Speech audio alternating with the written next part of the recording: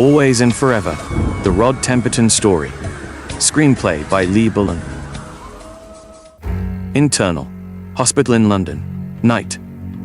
Rod Temperton, 66, lies in a dark hospital room with a peaceful look on his gaunt face. His loving partner Kathy Temperton, 61, holds his hand from a bedside chair. Her face is illuminated by golden lamplight as rain hammers against the window, mirroring the gloomy atmosphere in the room. Rod lies motionless in the long shadows being cast by doctors packing away their belongings, tubes and electrodes protruding from his body. A flatline loops across the monitor screen as doctors somberly nod to Kathy and head for the door. Caption: London, the 25th of September, 2016. As the door closes, Kathy breaks down in tears and throws her arms around Rod's torso. "I love you, Rod." She wipes the tears from her face. Always. Cut to. External. Hollywood Boulevard in Los Angeles. Morning. A middle-aged couple buy a newspaper from a newsstand as bright sunshine streams across the sidewalk. Rod's death is reported in a small article at the bottom of the front page. They continue walking along the pavement, and the woman peers over her husband's shoulder at the paper. "Who's Rod Temperton?"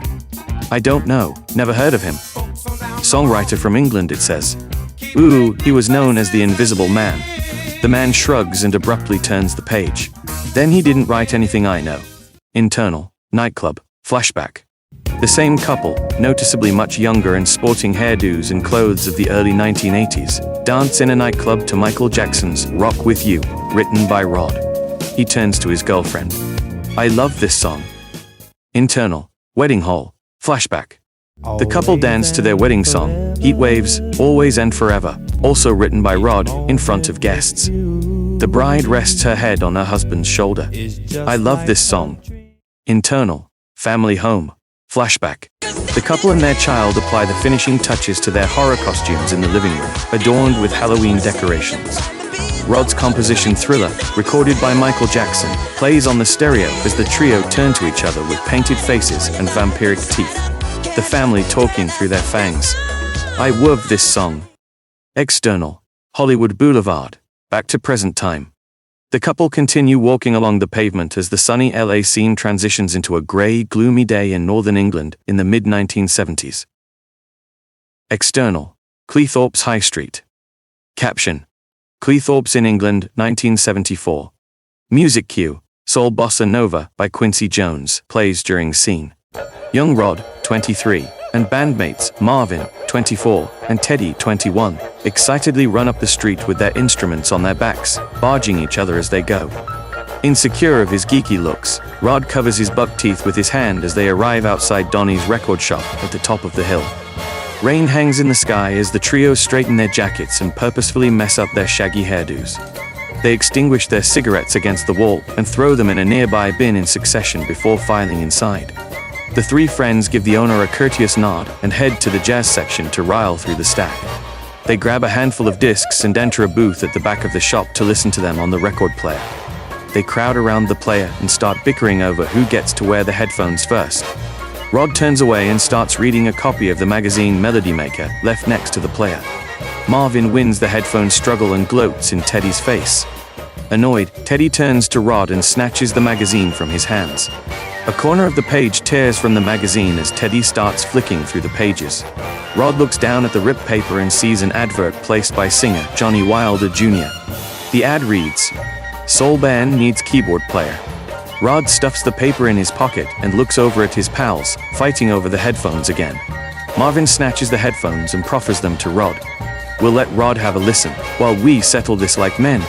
Marvin and Teddy start wrestling in the cramped booth as Rod places the headphones over his ears. The individual parts of Soul Bossa Nova spring out in Rod's mind, one instrument at a time. First the drum section, then the bass parts, the horns, the wind instruments. He instinctively pieces the structure of the song together in his mind. Rod remains fixed in a musical trance as his friends barge into him while play fighting. Teddy suddenly whips the headphones off Rod's head, derailing his train of thought. End music cue for Soul Bossa Nova. Teddy puts the headphones on as Marvin turns to Rod. "You buying anything today?" Rod empties his pockets and tosses a few coppers on top of the record stack. "Not today." "Let's go to the pier, eh?" Rod nods, and the pair sneak out of the booth, leaving an annoyed Teddy glaring at them through the glass. He rips the headphones off his head and joins Rod and Marvin outside the shop. External. Cleethorpes Beach, day. Sat on the end of Cleethorpes Pier, Marvin and Teddy idly pick at their guitars as Rod looks out to sea, drumming on the boardwalk with his hands. Marvin says, "Okay, I admit, we might not ever be as cool as Quincy." He plays a bum note on his guitar. "But what about as rich and famous? What would you do with that kind of money, Teddy?" They stop jamming as Teddy loses himself in a daydream. "I do everything the same as Q. No imagination. What about you, Rod?" "I'd like to buy my own island. A little one in Fiji somewhere." "An island? That's a bit bloody glamorous, mate. I was thinking more along the lines of a pub." Rod says dreamily, "With the lady in my life by my side." "And how you gonna buy this island in Fiji? You work down fish market." Marvin and Teddy scoff. "Writing and arranging. I want to sell my songs one day." "Songwriter now. Didn't you used to be a drummer?" Cut 2. Internal. Rod's parents' house in Cleethorpes in 1962. Flashback.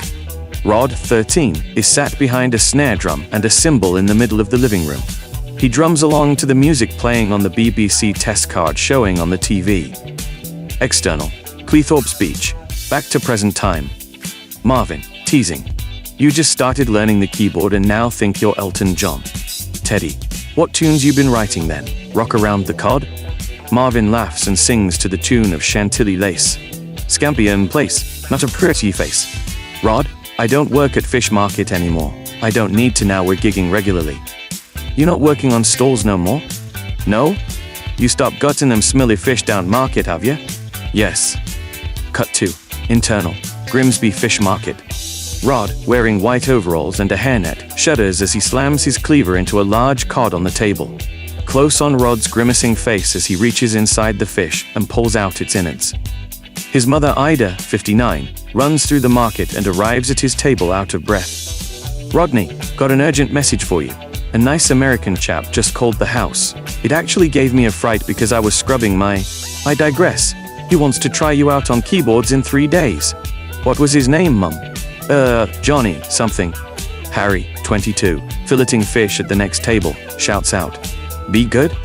Rod glares at him before turning to his mother, anxiously awaiting her answer. "I can't remember now. Wildebeest or something." "Wilder? Could it have been Wilder?" "Aye, that were it. With a little bit on the end." "Junior? That's the one. Where does he want to meet?" "Worms in Germany." Rod's face drops. "Aye, you can get a ferry and train too. I know how to get to Germany. I just mean, it's Germany." "Well, that nice Johnny Wilderness was a soldier based out there, you see. He said he's got a soul band with an international lineup. They're made up of all sorts. He'll take anyone apparently." "Well, you'd fit right in, wouldn't ya?" "But I want to stay here." "Aye, well, me and your dad spoke about that, and we think it'd be good for you to get out the house for a bit. It's good life experience, ain't it? Get out the house for a bit.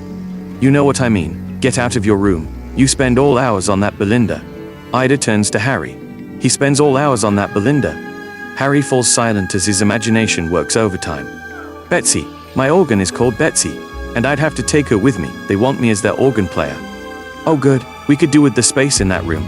Come on then, Rodney. Finish gutting your fish and we'll go home and start packing."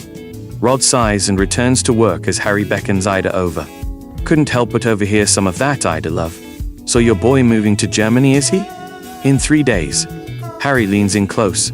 "This Belinda lass, is she gonna be free and single when he goes?" Internal. Rod's parents' house. Hallway. Sobbing uncontrollably, Ida throws her arms around Rod as they stand next to his bags and Farfisa organ. "Don't go, Rodney. I was wrong. You don't need any life experience." Rod's father, Les, 60, gently extracts the pear, and Ida wipes the tears from her eyes. "The big bedroom. You can have the big bedroom." Les rolls his eyes as Rod tries to get a word in. "So you can have more room for your organ and mates." "Mum, it's okay. I'm looking forward to it. I've spoken with Johnny, and it sounds like a good opportunity. He's got gigs lined up all over Europe. It's going to be a thrill." Les, "Playing what kind of stuff, son?" "Soul covers.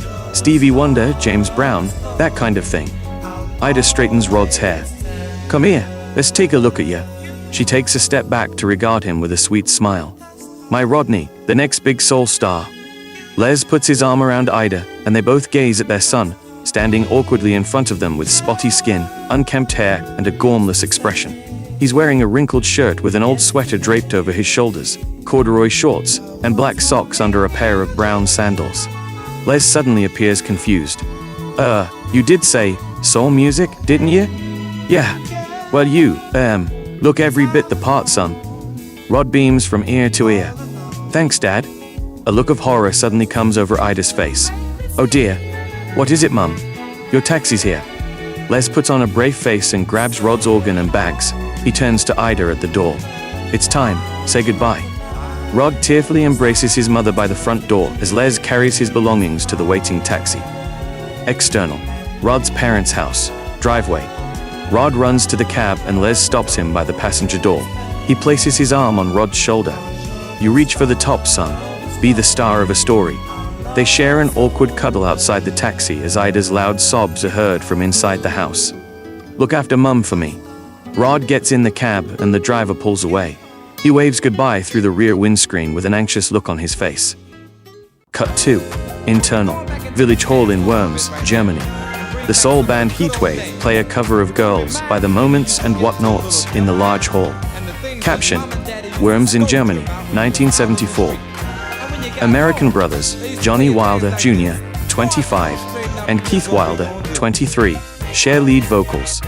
Ernest Bilbo Berger, 23, from Czech Republic, plays drums. Swiss Mario Montese, 23, lays down bass. And Jamaican Eric Jones, 22, plays guitar. Rod tries to follow his 5 new bandmates on his organ. Out of breath, Johnny waves at the band to stop a few bars early and reaches for a towel to wipe himself down. Okay, that's enough, fellas. I'm beat. Keith says, me too. The band starts packing away their instruments. Keith adds, and getting a little tired of some of these songs too.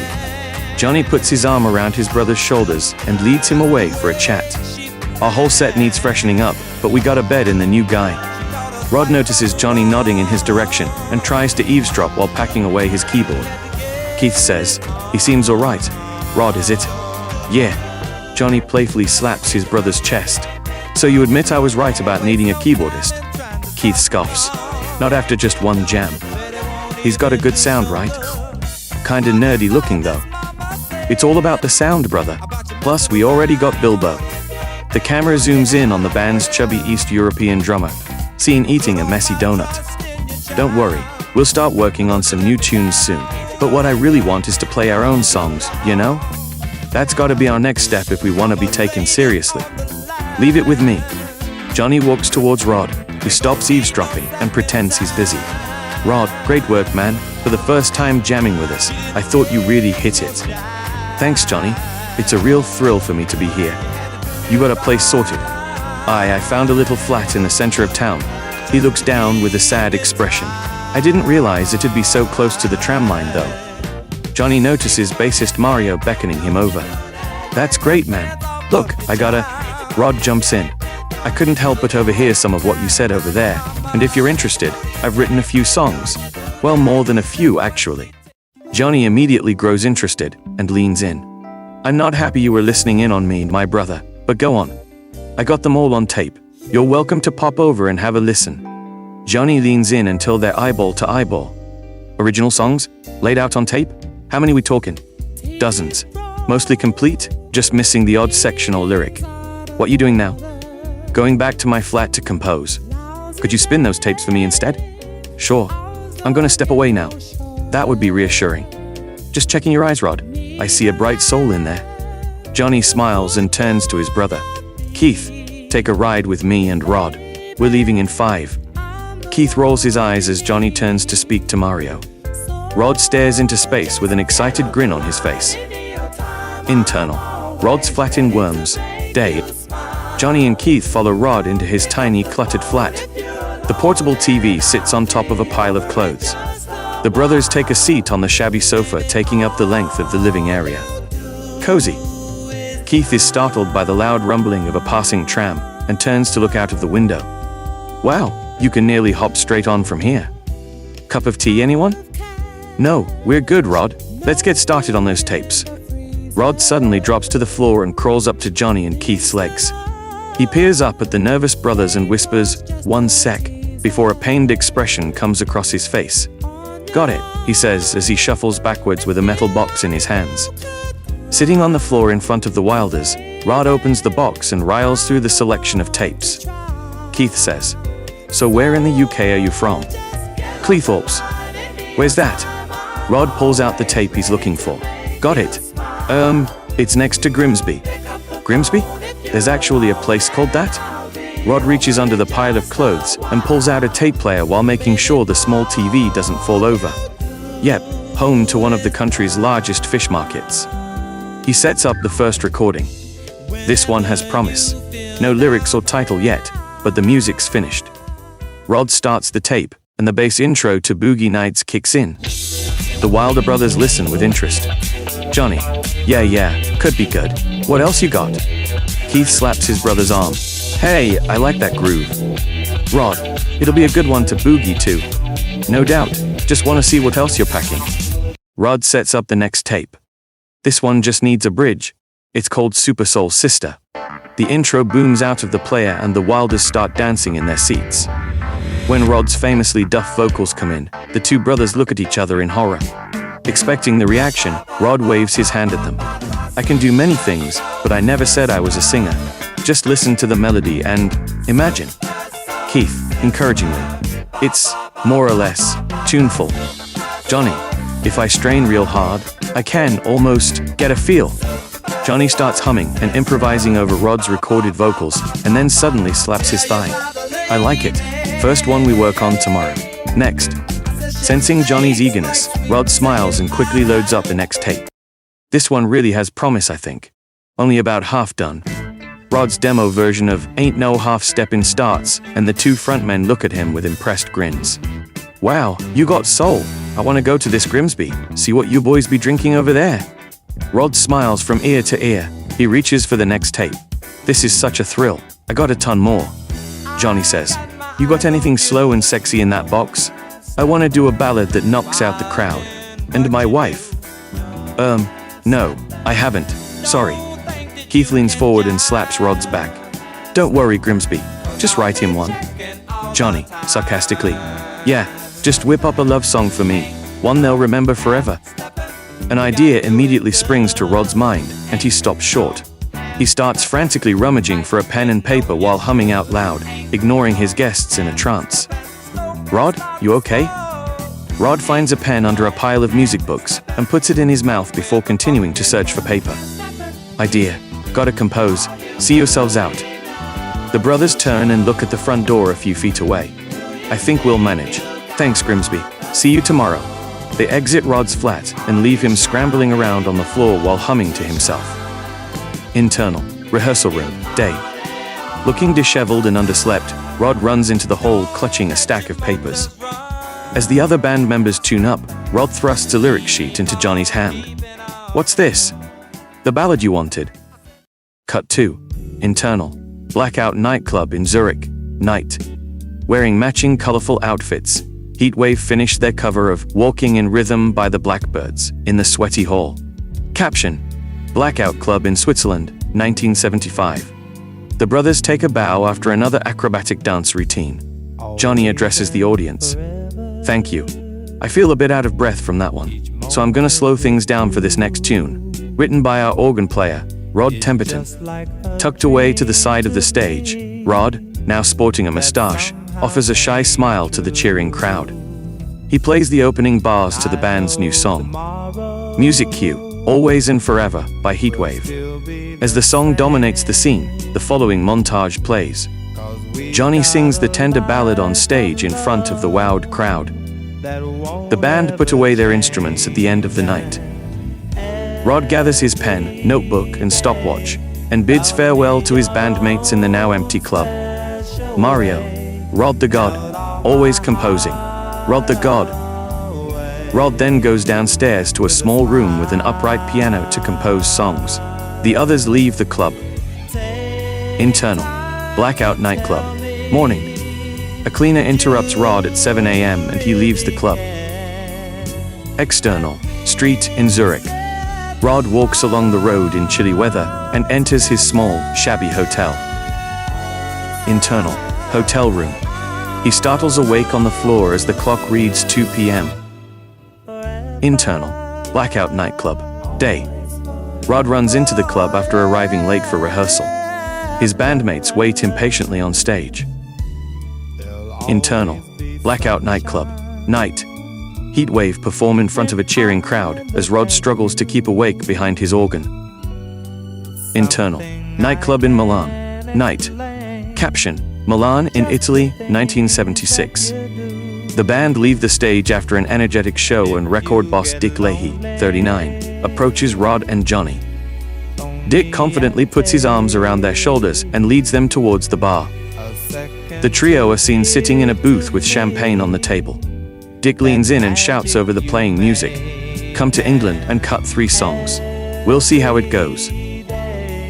Internal, recording studio in Hull, UK. Heatwave lay down a track in the studio with Dick listening in the control room. Caption, Fairview Studios in Hull, 1976. The band record demos of Super Soul Sister, Strictly Private Property, and Always and Forever. Dick stops recording the session. End music cue for Always and Forever. End montage. Dick leans into the microphone and addresses the group. "Guys, I want you to sign for GTO Records." The Heatwave members fall silent a moment before suddenly embracing and dancing around the studio. External, Audio International Studios in London. The band members excitedly march along the sidewalk towards the studio entrance on a grey, blustery day. Caption, Audio International Studios in London, 1976. Wearing a formal suit and clutching a clipboard, blonde GTO rep, Kathy, 20, waits for the band in the studio reception. A surge of testosterone kicks in as each member sees her, and they introduce themselves with a playful grin. "Hi, I'm Johnny, the band's singer." Keith, kissing Kathy's hand. "Hi, I'm Keith, the band's singer." "Hello, Mario, bass player." Bilbo and Eric introduce themselves while Rod, struggling with his bags at the entrance, sees Kathy for the first time.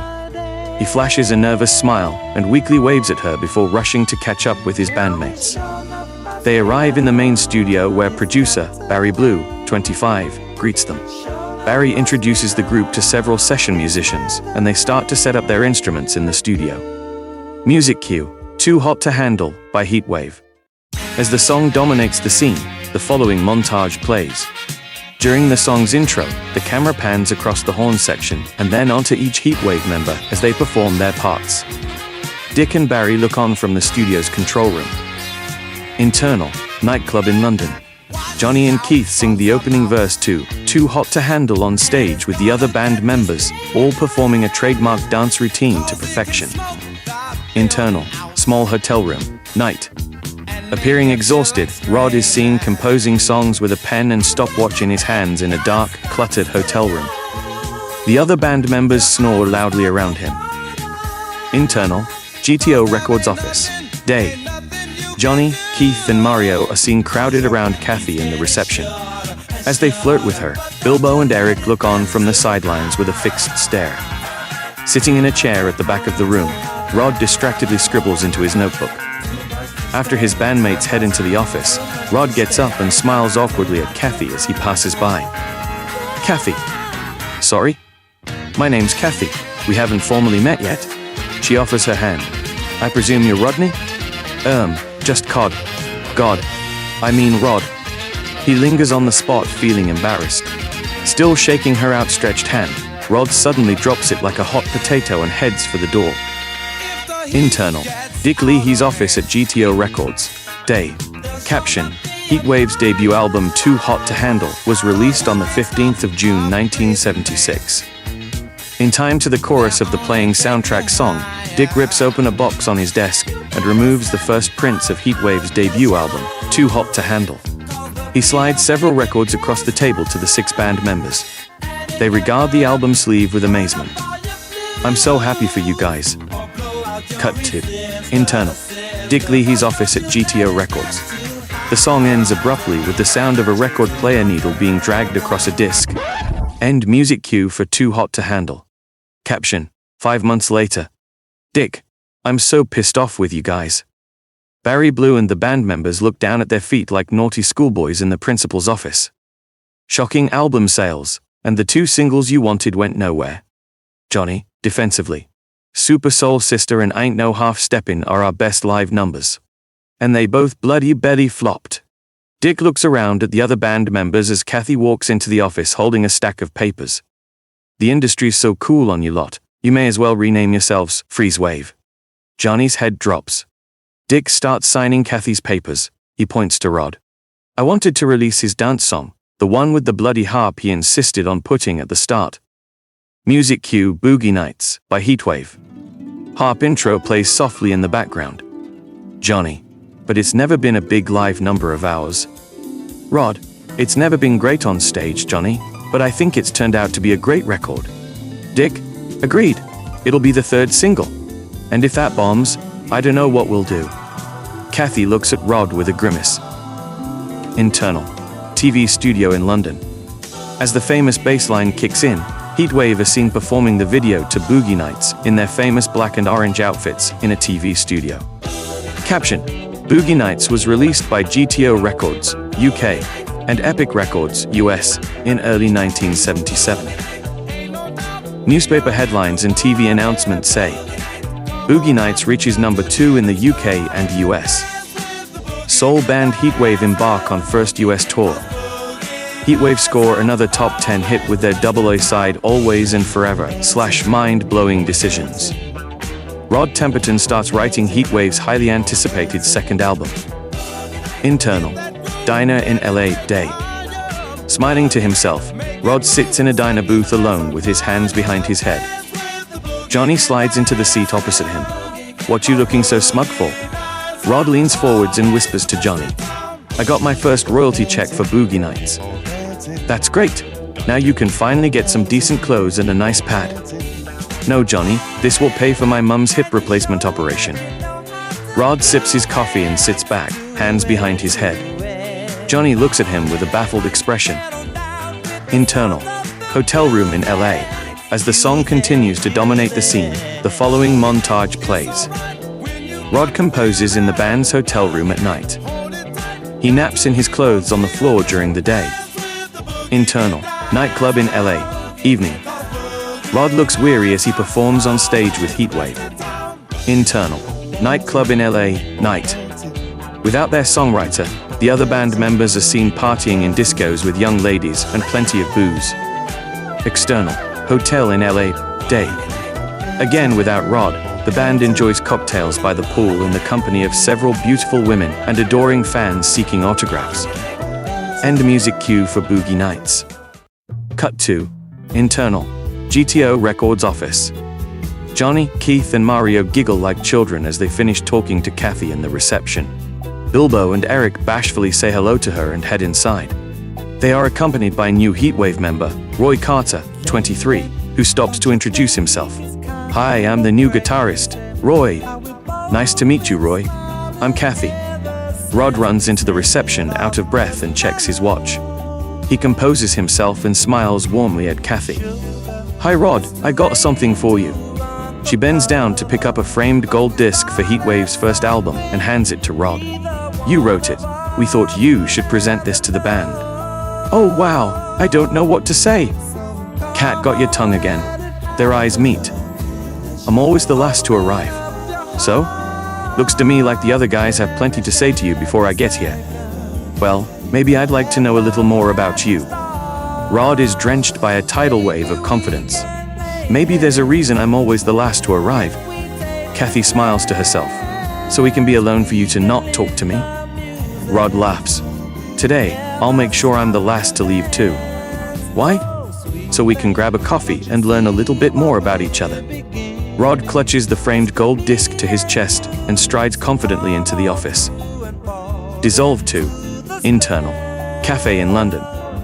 Rod and Kathy sit opposite each other at a table by the window. They gaze into each other's eyes while carefully sipping their steaming hot coffee. Rod. So what do you want out of life? Wow, that's a deep icebreaker. Would you prefer I make small talk about your work? We could talk about music or films? I thought we wanted to learn a little bit more about each other. I can tell a lot about someone from their taste in music and films. I don't have time to watch films, and you know my taste in music because I'm signed to the label you work for. This is true, so now we just jump to what do you want out of life? Affirmative. Oh, I dunno. Travel the world, meet amazing people, have a successful career, fall in love with a great guy, grow old and happy together. Done.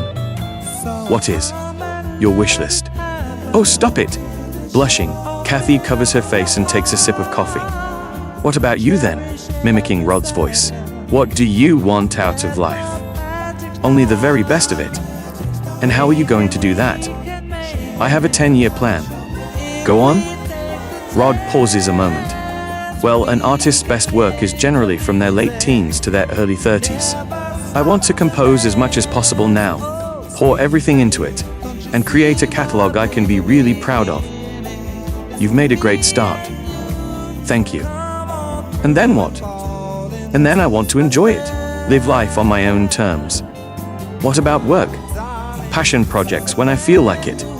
So it's sex, drugs, and rock and roll until you're 30, and then semi-retirement? He playfully raises his eyebrows. Minus the sex, drugs, and rock and roll. I don't need to blubber through interviews or pose for calendar photo shoots. I'm a composer. I'll write for others. Well, songwriters do usually make more than the artists. Rod says, from the sidelines. Kathy replies, without any of the fame. Without playing the game. Invisible. Rod chinks his cup against Kathy's and gives her a wink. Invisible. Internal. Dick Leahy's office at GTO Records. Day. Caption. Heatwave's second album Central Heating was released on the 31st of March, 1978. Dick rips open a box on his office table and removes the first prints of Central Heating. He slides several records across the table to the 7 band members. Well done, chaps. So what's the lead single gonna be? The band members look at each other with a smile. They gesture, yanking a train chord while singing Woo Woo in unison. Internal. TV Studio, UK, 1978. Music cue for The Groove Line by Heatwave. Heatwave filmed the video to The Groove Line in their colorful outfits on a TV soundstage. Cut to. Internal. Quincy Jones's car, New York, day. Suave music producer Quincy Jones, 45, drives into the Astoria Studios parking lot during filming of The Wiz, Sidney Lumet's adaptation of The Wonderful Wizard of Oz. He grows interested at the Groove Line playing on the radio as he parks his car. External. Astoria Studios, New York. Quincy watches a young Michael Jackson, 19, act as the scarecrow from behind the camera. A studio runner approaches Quincy with a plastic bag from Roberta's record shop. Quincy, serving as music producer for the movie, thanks the runner and takes out 2 Heatwave albums from the bag. He quickly regards the front covers before flipping them over to see the credits. Quincy notices all songs written by Rod Temperton on Too Hot to Handle, and all but 2 written by him on Central Heating. Internal. Quincy Jones's office, night. Quincy listens intently to the albums in his office. He turns over the cover of Central Heating and looks at the photo of Rod. The guy's white? He picks up the phone and makes a call. Bruce, it's Q. I need you to get hold of a number for me. British writer called Rod Temperton. He's in the band Heatwave. He's really got something. Think we could use him on Michael's project. Check out their music and get back to me. Sound engineer, Bruce Swedeen, 48, relaxes on the sofa with his Great Dane, Max. With the phone pressed against his ear, he scribbles on a scrap of paper. Rod Temperton, Heatwave, got it Q. End music cue for The Groove Line. Cut 2. Internal. Rod's parents' house in Cleethorpes, day. Rod and his bandmates enjoy a meal prepared by Ida in her kitchen. Johnny says, "Did Rod tell you our new song is at number 12 here in the UK, Ida?" Keith adds, "It's called The Groove Line." Enjoying their fish and chips, the band members unknowingly sing Woo Woo in unison and yank on an imaginary train chord. "Ooh, well, that's wonderful, isn't it? Did you write that one, Rodney love?" "Aye, Mum." Les, sitting alone in the corner of the kitchen, lowers his newspaper and gives Rod an approving nod. Ida smiles proudly at her son as the phone rings. She walks to the hall to answer it. Johnny shouts after her, "And he's working hard writing hits for our 3rd album, Ida." Rod playfully drops his head on the table and pretends to be exhausted. Ida returns to the kitchen. "It's for you, Rodney love," said his name's Quincy Jones. Baffled, Rod looks around at his bandmates before slowly getting to his feet to take the call. Ida turns to the others with a teapot in her hand as they share concerned looks. "Anyone for a brew?" Johnny politely declines and nudges Keith's shoulder. Why would Quincy Jones be calling Rod's mother's house? No idea. "Ida, ain't there a Quincy Jones who works down fish market, Les? Mousy hair, terrible acne." "No, that's Nigel, love." "Oh, Nigel?" Rod walks into the kitchen with a solemn expression. "Johnny, can I have a quiet word in the front room, please?" Concerned, Johnny gets to his feet and follows Rod into the living room. The pair sits on the sofa. "Remember when I joined, I told you I eventually want to become just a songwriter?" "Sure, Rod." "Well, Quincy Jones wants me to fly to LA to work on a song for Michael Jackson's solo album." "That's great news, Rod. It'll mean delaying work on the third album by a couple of weeks, but I'll get it finished." "I understand, man. You go work with Quincy and Michael, and then come back to us." The two friends share a hug. After listening at the door, the other band members pile into the living room to congratulate Rod. "Keith, really terrific, Grimsby. You deserve it, man." They embrace in the living room before taking a seat on nearby chairs and sofa arms. "Johnny, you already told us you wanted to stop touring as the schedule was getting too much. If you're thinking of leaving..." "Oh, I'm not leaving Heatwave. You'll need to get a new keyboardist for live shows, but I'll always write and record with the band." Johnny's eyes light up and he offers his hand. "Agreed," Mario says. "He'll be back. He's going out with that lovely young lady at GTO." Keith looks shocked. "Kathy? How did that happen? He moves like a ninja." "Damn, Rod's a cool Casanova." Ida bursts into the room holding a pair of scissors. "Rodney love, come into kitchen now. I need to cut your hair before the Love Boat comes on telly." She slashes the air with the scissors and heads into the kitchen. The band glares at Rod with stunned expressions. He avoids eye contact and bashfully gets to his feet. Bilbo looks stunned. "Your mother cuts your..." "Mario, leave it, Bilbo. Leave it." External. Los Angeles International Airport. A plane is seen landing at LAX at night.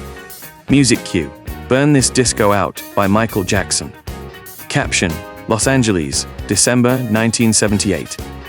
Carrying Betsy and his suitcase, Rod buys a music magazine from a newsstand and hails a cab to go to his hotel. Hotel room, night. In the darkness, Rod sets up his organ next to his notebook and pens on the floor of his hotel room. The camera pans on the clock reading, 3 a.m. Hotel room, morning. Sunshine pours on the clock as the alarm sounds at 9 a.m. Wearing the same clothes, Rod finishes writing in his notebook and gets to his feet with a pen in his mouth. He numbly removes the stopwatch from around his neck and turns off his organ. Rod grabs his coat and satchel and heads for the door. External. Westlake Recording Studios. A taxi pulls up outside the studio as Quincy and Bruce Swedien wait outside to greet Rod. Wearing a wrinkled trench coat with a dazed expression and 3-inch ash hanging from the cigarette in his mouth, Rod startles from his daydream at the sight of Quincy and Bruce. "Sorry chaps, not had any sleep. Literally just finished writing 3 songs for you to try." Quincy interrupts Rod with a smile and shakes his hand. "It's no problem, Rod. Welcome to LA. Come inside and we'll get you some coffee." "Nice to meet you, Rod. I'm Bruce Swedien." Rod and Bruce shake hands on the pavement outside Westlake. "Bruce is our engineering wizard. Come inside. Michael is dying to see what you've come up with." End music cue for "Burn This Disco Out." Rod removes his coat and walks into the main studio where a group of musicians are waiting, including keyboardist Greg Philinganes, 22, guitarist David Williams, 28, and bass player Louis Johnson, 22. Spotty-faced Michael Jackson, 20, walks forwards and timidly introduces himself. "Hi, I'm Michael." Rod and Michael shake hands. Quincy steps forwards to address the band. "Everyone, this is Rod. He'll show you what to do." Quincy promptly turns to leave, and Rod looks at him aghast. "You'll be fine. I have total faith in you." Plus Bruce is here in case you screw up. Rod watches Quincy leave and turns to see the musicians staring at him, instruments at the ready. Right, we better get started then.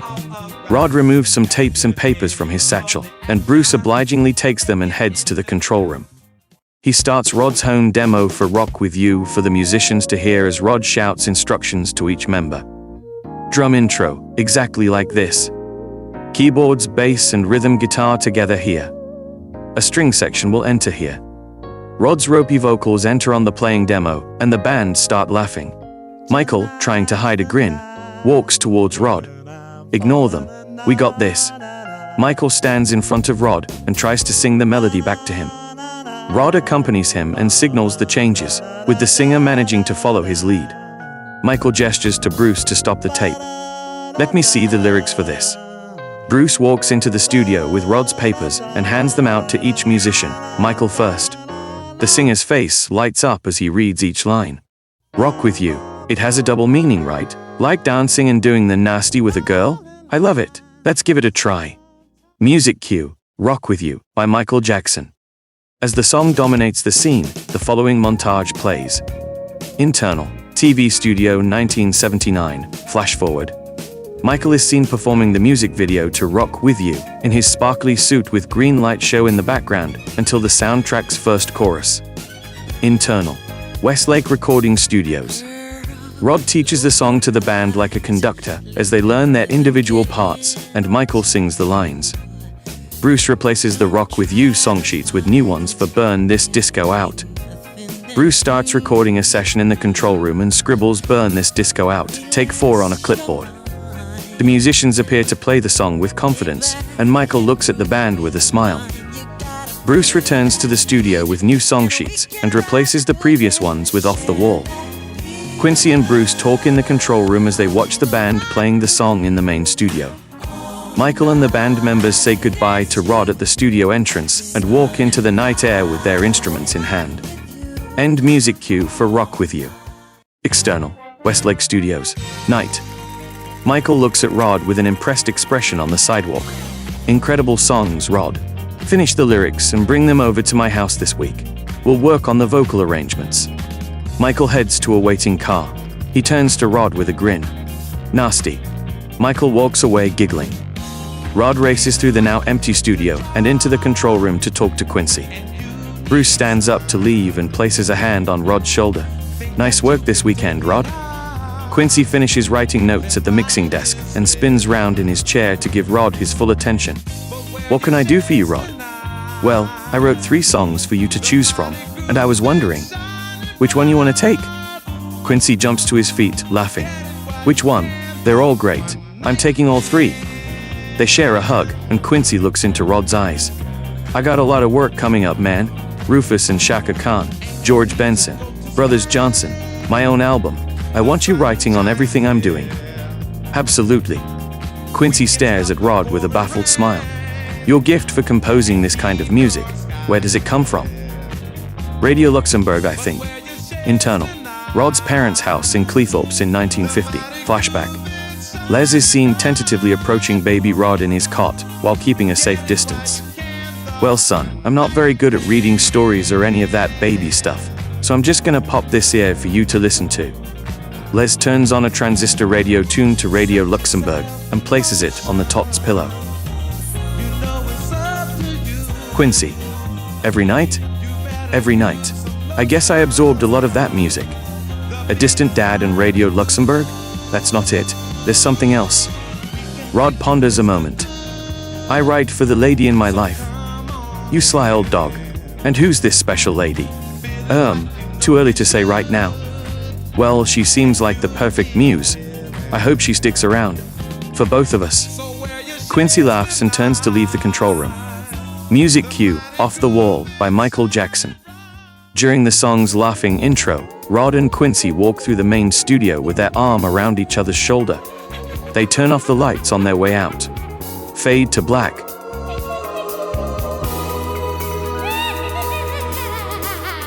Freshly printed covers of Michael Jackson's Off the Wall fly off the press. Caption. Off the Wall was released on the 10th of August 1979, going on to sell over 20 million copies worldwide. Internal. Michael Jackson's Havenhurst home. Night. With Quincy looking on from the sofa, Rod and Michael stand in front of each other in Michael's home studio while practicing vocal arrangements. Internal. TV studio, 1979. Wearing a black tuxedo, Michael films the iconic music video to Don't Stop Till You Get Enough in front of a crew. Internal. Westlake Recording Studios. Messing around in the control room, Quincy and Bruce throw a large reel of tape over Rod's head while he's working at the mixing desk. With the metal reel balancing on his head, Rod appears from the tape pile and looks up at the pair, both laughing hysterically. Quincy, pointing at Rod. Worms, that's your new name, because I never even heard of that town before meeting you. Pointing at Bruce. And you're svensk, obviously because your family's Swedish.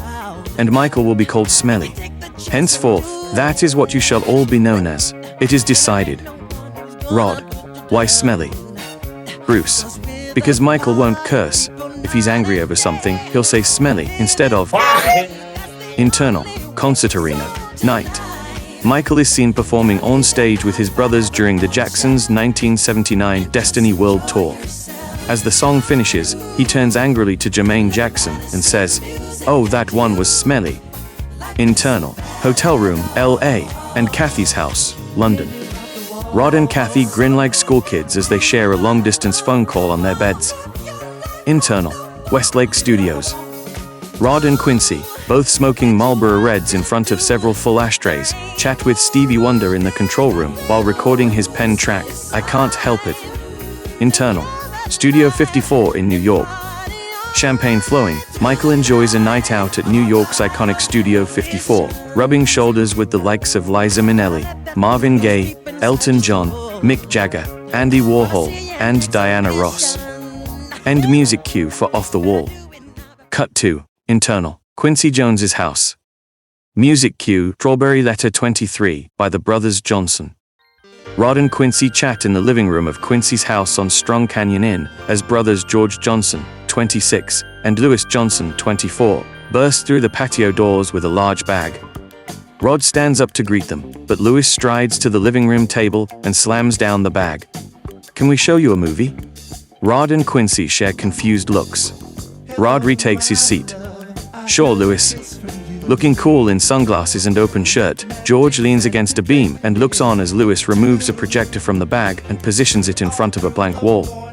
The old crackling home footage shows a Christmas tree in a small living room with a wooden guitar handmade by the brothers' father propped up next to it. A red bow is stuck to the guitar's headstock with a small card reading, "For George." Louis, aged 4, walks into the room and his eyes light up at the sight of the guitar next to the Christmas tree. He picks it up and starts dancing around while air strumming the handmade instrument. George, aged 6, enters the room and sees Louis playing with the guitar. He snatches it off him and whacks him over the head with it, shattering the instrument. Louis stops the projector and stares at Rod with a maniacal grin. "You, outsider from across the water, you sure you want to work with us?" George lights a cigarette and looks on with mild amusement. "Absolutely. Quincy, Worms can handle anything you've got to throw at him. Trust me." George steps forwards and takes a seat next to Quincy. "Guess we should listen. You sure called it right with Strawberry Letter." End music cue for Strawberry Letter 23. So this is the guy who's gonna help write our next album? Yep, he's got the magic soul juice. Louis sits on the other side of Quincy on the sofa, and the three of them regard Rod in the opposite seat, the brothers with baffled expressions. They talk among themselves like Rod isn't there. Louis, where'd this dude get the magic soul juice? Quincy, sarcastically, he must have found it somewhere. George, or stole it from someone. The brothers lean forwards, glaring at Rod suspiciously as he shifts nervously in his seat. Enough of this, you two. George and Louis erupt in laughter. We got an album to put together. Make sure you three play nice. Internal, TV studio, 1980. Caption. Rod wrote 2 songs and co-wrote 5 others on the Brother Johnson's 1980 album, Light Up the Night, including the top 10 hit, Stomp. Music cue. Stomp, by the Brothers Johnson. As the song dominates the scene, the following montage plays. The brothers film the video for the hit dance song Stomp on a soundstage. Internal. A&M Studios in LA. Rod is seen talking with singer Karen Carpenter, 30, at the mixing desk in A&M Studios. Caption: Temperton wrote 2 songs on Karen Carpenter's eponymous solo album, Love Lines and If We Try. Internal: Cherokee Studios in LA. Rod stands in front of Aretha Franklin, 38, while advising her on the vocal arrangement for his composition. Caption: Rod composed the song Living in the Streets for Aretha Franklin's album, Love All the Hurt Away. Internal: Davlin Sound Studios in LA. Rod works with Johnny and Keith Wilder and the new Heatwave lineup in the main studio. Caption: Rod continued to write and record with Heatwave, composing the majority of the songs on their 3rd album Hot Property and 4th album Candles, featuring the 1980 hit Gangsters of the Groove. End music cue for Stomp. Cut 2. Internal: Quincy Jones's office. George Benson, 37, sits opposite Quincy at his desk while Rod and Bruce look on from a leather sofa.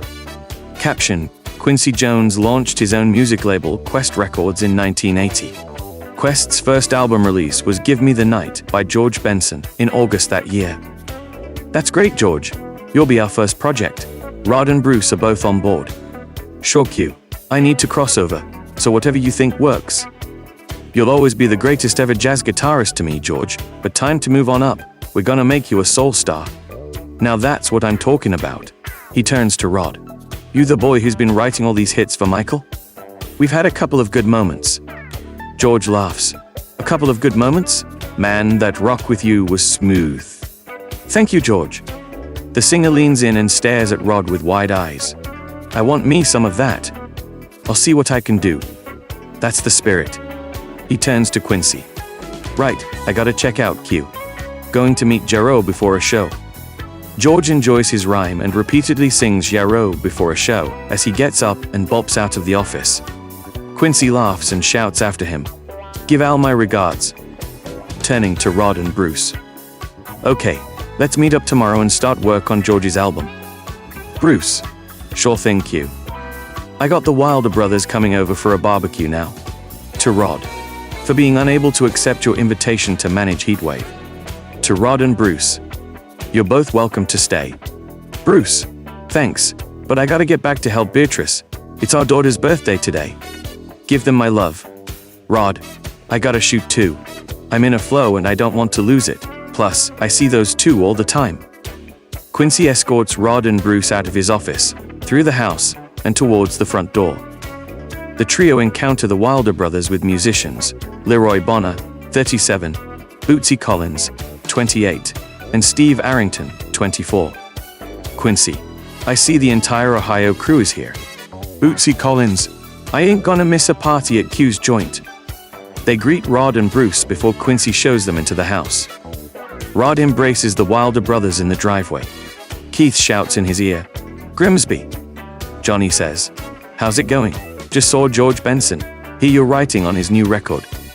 I know, what a thrill. Well, you sure got the Midas touch at the moment. See you in the studio next week? Sure. Johnny and Keith make their way into the house. Keith, turning back. Great work on Rock With You. Not happy you kept that one from us. Hey, I offered it, but Johnny turned it down. Keith glares at Johnny and slaps his shoulder as they enter the house. They continue arguing off screen as the camera follows Rod walking to Bruce's car. Keith, you said no to Rock With You? It didn't sound like that when he presented it to me. Internal, TV Studio, 1980. Music cue, Love Times Love by George Benson. The following montage plays. George Benson performs the music video for Love Times Love on stage in front of a film crew. Internal, Cherokee Studios in LA. George plays guitar in the main studio with his band, including Greg Fillinganes and singer Patti Austin, 30. Rod, Quincy and Bruce are seen recording the session from the control room. Internal, Los Angeles International Airport. Rod waits for Kathy in the arrivals terminal as she appears through the doors with a small travel case. They embrace and share a passionate kiss in front of moved onlookers. End music cue for Love Times Love. Cut to Internal, Cherokee Studios in LA. Evening. George and his band members finish listening to a track in the control room with Rod, Quincy, and Bruce. The singer claps his hands and grabs his jacket from the back of his chair. That's a wrap, guys. Thanks for all your hard work on this. Quincy cuts in. 1 second, George. It's just that Worms has got a new song we want to try out. Ah man, we've been 3 months on this queue. Day and night. I want a party. You will after we demo this song. We think it's really great and belongs on this album. George, reluctantly. Okay, show us the parts, Rod. The band members drag their feet back to the main studio. They begrudgingly pick up their instruments as Rod hands out song sheets to everyone. George, so how does this one go? Rod, it starts with a cheeky little guitar hook. Internal, Tower Records on Sunset Boulevard. Music cue, Give Me the Night by George Benson. As the song dominates the scene, the following montage plays. Tower Records displays the newly released album around the store as a large billboard promotes the record outside. Caption: Rod wrote 5 songs for George Benson's album, Give Me the Night, released in summer 1980, including the classic title track and the hit single, Love Times Love. Magazine cuttings show the album riding high in the pop, soul, and jazz charts, while the title song, Give Me the Night, hits the top 10 in numerous countries around the world. Internal, Quincy Jones's house. Day. Rod and Quincy chat in the kitchen as his wife Peggy Lipton, 34, entertains several guests after Sunday dinner. They look out of the window and suddenly turn to leave. Quincy gestures apologetically to Peggy as he sidesteps to the door with Rod. They jump into a taxi waiting outside the house on Strong Canyon Inn and tell the driver to head to Hollywood. External, Hollywood Boulevard. The pair exits a music shop with fresh off the press copies of Billboard magazine in their hands. They excitedly jump in the waiting taxi. In the back of the cab, Rod and Quincy scan the pages for the latest chart positions. They high-five when they see how well George's records are doing, and eagerly read the features on Michael Jackson and the Brothers Johnson. Internal, Quincy Jones's house. They arrive in the kitchen with huge grins and clenched fists as they hold aloft the magazines to Peggy and guests. End music cue for Give Me the Night. Cut 2. Internal, hotel room in New York, evening. Music cue, Razzmatazz, by Quincy Jones.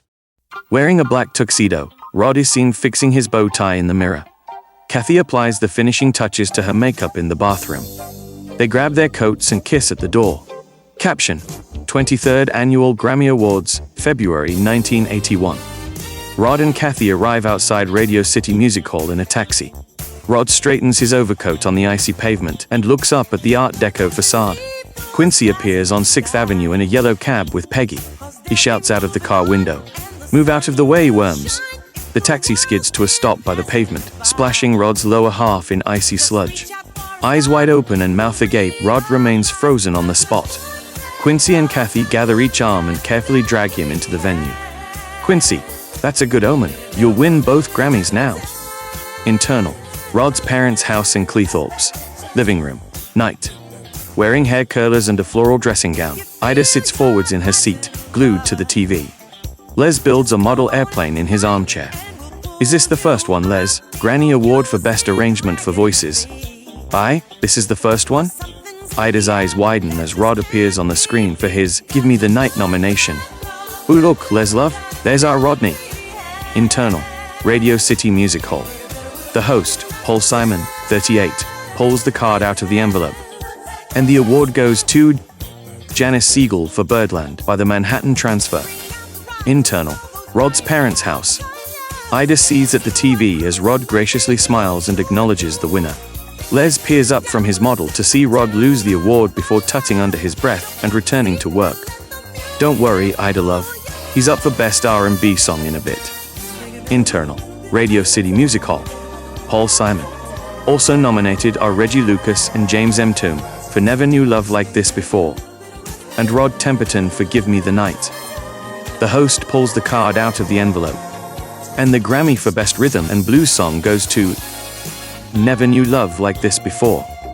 Internal, Rod's parents' house. Ida explodes at the TV. She yanks the curlers from her hair and launches them at the screen. The impact drowns out her foul-mouthed rant. What a ping, joke, how come that bang? Gets the granny while Rodney gets stuck. Or, it's a crash, fix, clunk. She runs out of hair curlers and goes to grab Les's model airplane, but he manages to whip it away in time. Dissolve 2. An animation of the dude, a sculpture by Finalizing used on the cover of Quincy's album of the same name, walks across a man's afro hairstyle before holding a pose on top of his head, mimicking the album art. Caption: Rod wrote on 4 songs for Quincy Jones's 1981 album, The Dude, including the hit single, Razzmatazz. End music cue for Razzmatazz. Cut 2. Internal. Westlake Studios. Music cue, Baby Come to Me by Patty Austin and James Ingram. The following montage plays. Rod works with Patty Austin and James Ingram, 28, in the studio as Quincy and Bruce look on from the control room. Caption: Rod wrote 4 songs for Patty Austin's album, Every Home Should Have One, released by Quest Records in 1981. Rod's ballad, Baby Come to Me, by Patty Austin and James Ingram, was released as a single the following year, earning him his first US #1. Internal. TV studio in LA, 1981. Diana Ross, 37, interviews Michael Jackson on a sofa in front of a live TV audience for her 1981 TV special, Diana. I knew that you were going to be a giant star, I really did. Well, thank you. But what I didn't know is that you were going to get so sexy. The audience members cheer and whoop. You're embarrassing me. Well, I always knew you would. And what's that? Be sexy. Turning to the audience. Do you guys think she's sexy? The audience cheers as Michael and Diana make eyes for each other on the sofa. External. Dorothy Chandler Pavilion in LA. Evening. Michael and Diana arrive on the red carpet for the 53rd Academy Awards. Diana Ross and Michael Jackson are with us. And it's nice to have you both here tonight. The reporter shakes Diana's hand. How are you doing, Diana? Hi, terrific. The presenter briefly shakes Michael's hand and says his name before turning back to Diana. This is your escort tonight? Absolutely, this is my date, look. They kiss each other's cheek and look at the presenter, blushing. Tonight is a night for movies. What are your plans in film? We're gonna do something soon. He's gonna play my son. Michael and Diana double up with laughter. How do you feel about that, Michael? Diana pulls Michael away and he leans into the reporter's microphone. It's great. External, Los Angeles International Airport. Michael is seen boarding a private jet before it takes off and ascends into the clear blue sky. External, Airport in London. Paul McCartney, 39, greets Michael on the runway on a rainy day, and they drive off in his Land Rover. External, Blossom Wood Farm in Sussex. Linda McCartney, 38, and her excited children are waiting to welcome Paul and Michael as they pull into the driveway. External, Los Angeles International Airport. Standing on a packed airstare, Rod is seen trying to board a fully booked commercial jet on the runway. On the next step, a toddler in her mum's arms suddenly turns with an ice cream in her hand and covers Rod's face in slush. External, Humberside Airport in Lincolnshire. Rod is greeted by Kathy and his father outside the arrivals terminal. He struggles to get inside his dad's small Ford Fiesta, packed with potted plants. After just about getting his bags in the already full trunk, Rod has to squeeze next to several large plants in the back. Couldn't you have gone to the garden center afterwards? Kathy, I asked him that. Les shrugs and pulls away. The exhaust backfires, sending a plume of black smoke into the air. A plant pot falls off the parcel shelf, tipping soil down Rod's neck as Kathy laughs. External, Rod's parents' house. Ida stands at the gate to welcome Rod home as the car splutters to a stop outside the house. She embraces her son, and they walk indoors. Cut 2. Internal. Blossom Wood Farm. Evening. Michael and Paul are seen working on Say Say Say in the home studio, with the ex-Beatle playing guitar. Michael sings the chorus. All alone, I sit home by the phone, waiting for you, baby. Through the years, how can you stand to hear my pleading for you? You know I'm crying. Michael gestures to Paul to stop playing. You think that part's okay? Crying? Should I be sad or angry at this girl? You're Michael Jackson, you know. They love it when you cry. Michael laughs. Stop it, you're teasing. It's true. You're a lover, Michael, not a fighter. Keep it in for now, and we'll go again. Reading from a hand-scrawled sheet of paper, Paul restarts the song on guitar. Now go, go, go, where you want, but don't leave me here forever. Internal. Blossomwood Farm, Sussex, night. Michael finishes dining with Paul and Linda at the table and thanks them for the meal. Paul smiles and jumps to his feet, returning with a booklet in his hands. He throws it on the table in front of Michael. This is the way to make big money. He sits down next to Michael and looks him in the eye. They're all the songs I own the publishing rights to. Every time someone records or plays one of these songs, I get paid. Paul shows him the list of recordings with a satisfied expression. Michael stares at Paul through the corner of his eye. Cut 2, external. Cleethorpes Medical Center. Rod smokes a Marlboro Red against the health center wall on a cold, blustery day. He scowls at the Health Education Council's poster outside the center that reads, "You can't scrub your lungs clean." Kathy and Ida come out of the main building and join Rod on the sidewalk as he has a coughing fit. Kathy says, "You sure you don't want to go in for a checkup?" "I think it's traveling between different climates." Kathy and Ida watch Rod stuff his Marlboros into his pocket. Ida replies sarcastically, "Aye, that's what it is." "Are you all right then, Mum? What did the doctor say?" She replies, "Tell you what, let's get some exercise. A brisk walk to the pier. Get some fresh air in our lungs." "The doctor recommend that?"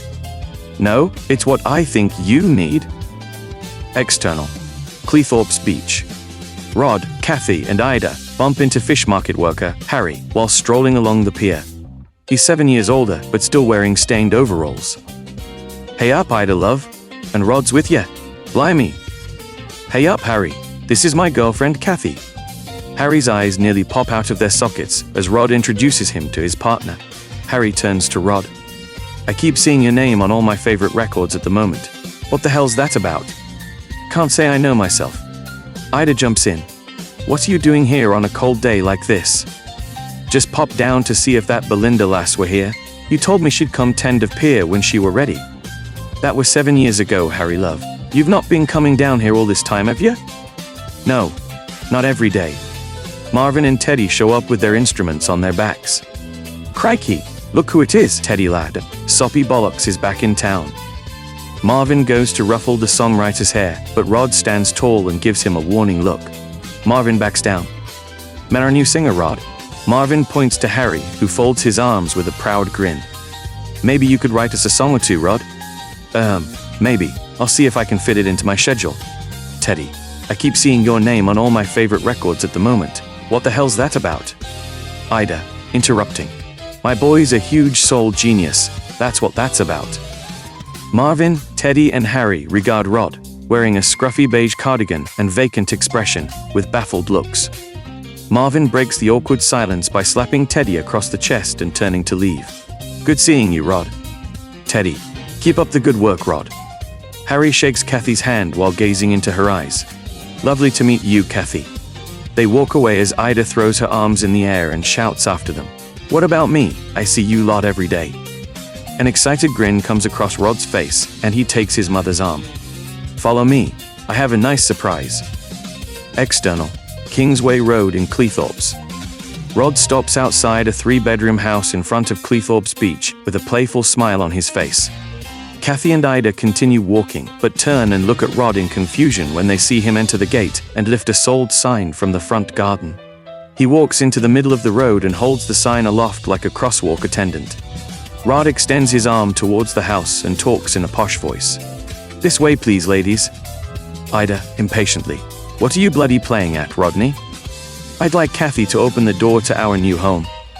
Rod takes a key out of his pocket as Kathy puts her hand over her mouth in shock. Ida starts to cry on the sidewalk. "Ooh, my lovely Rodney." Kathy walks into the road and stares into Rod's eyes. "Are you serious?" He hands her the key.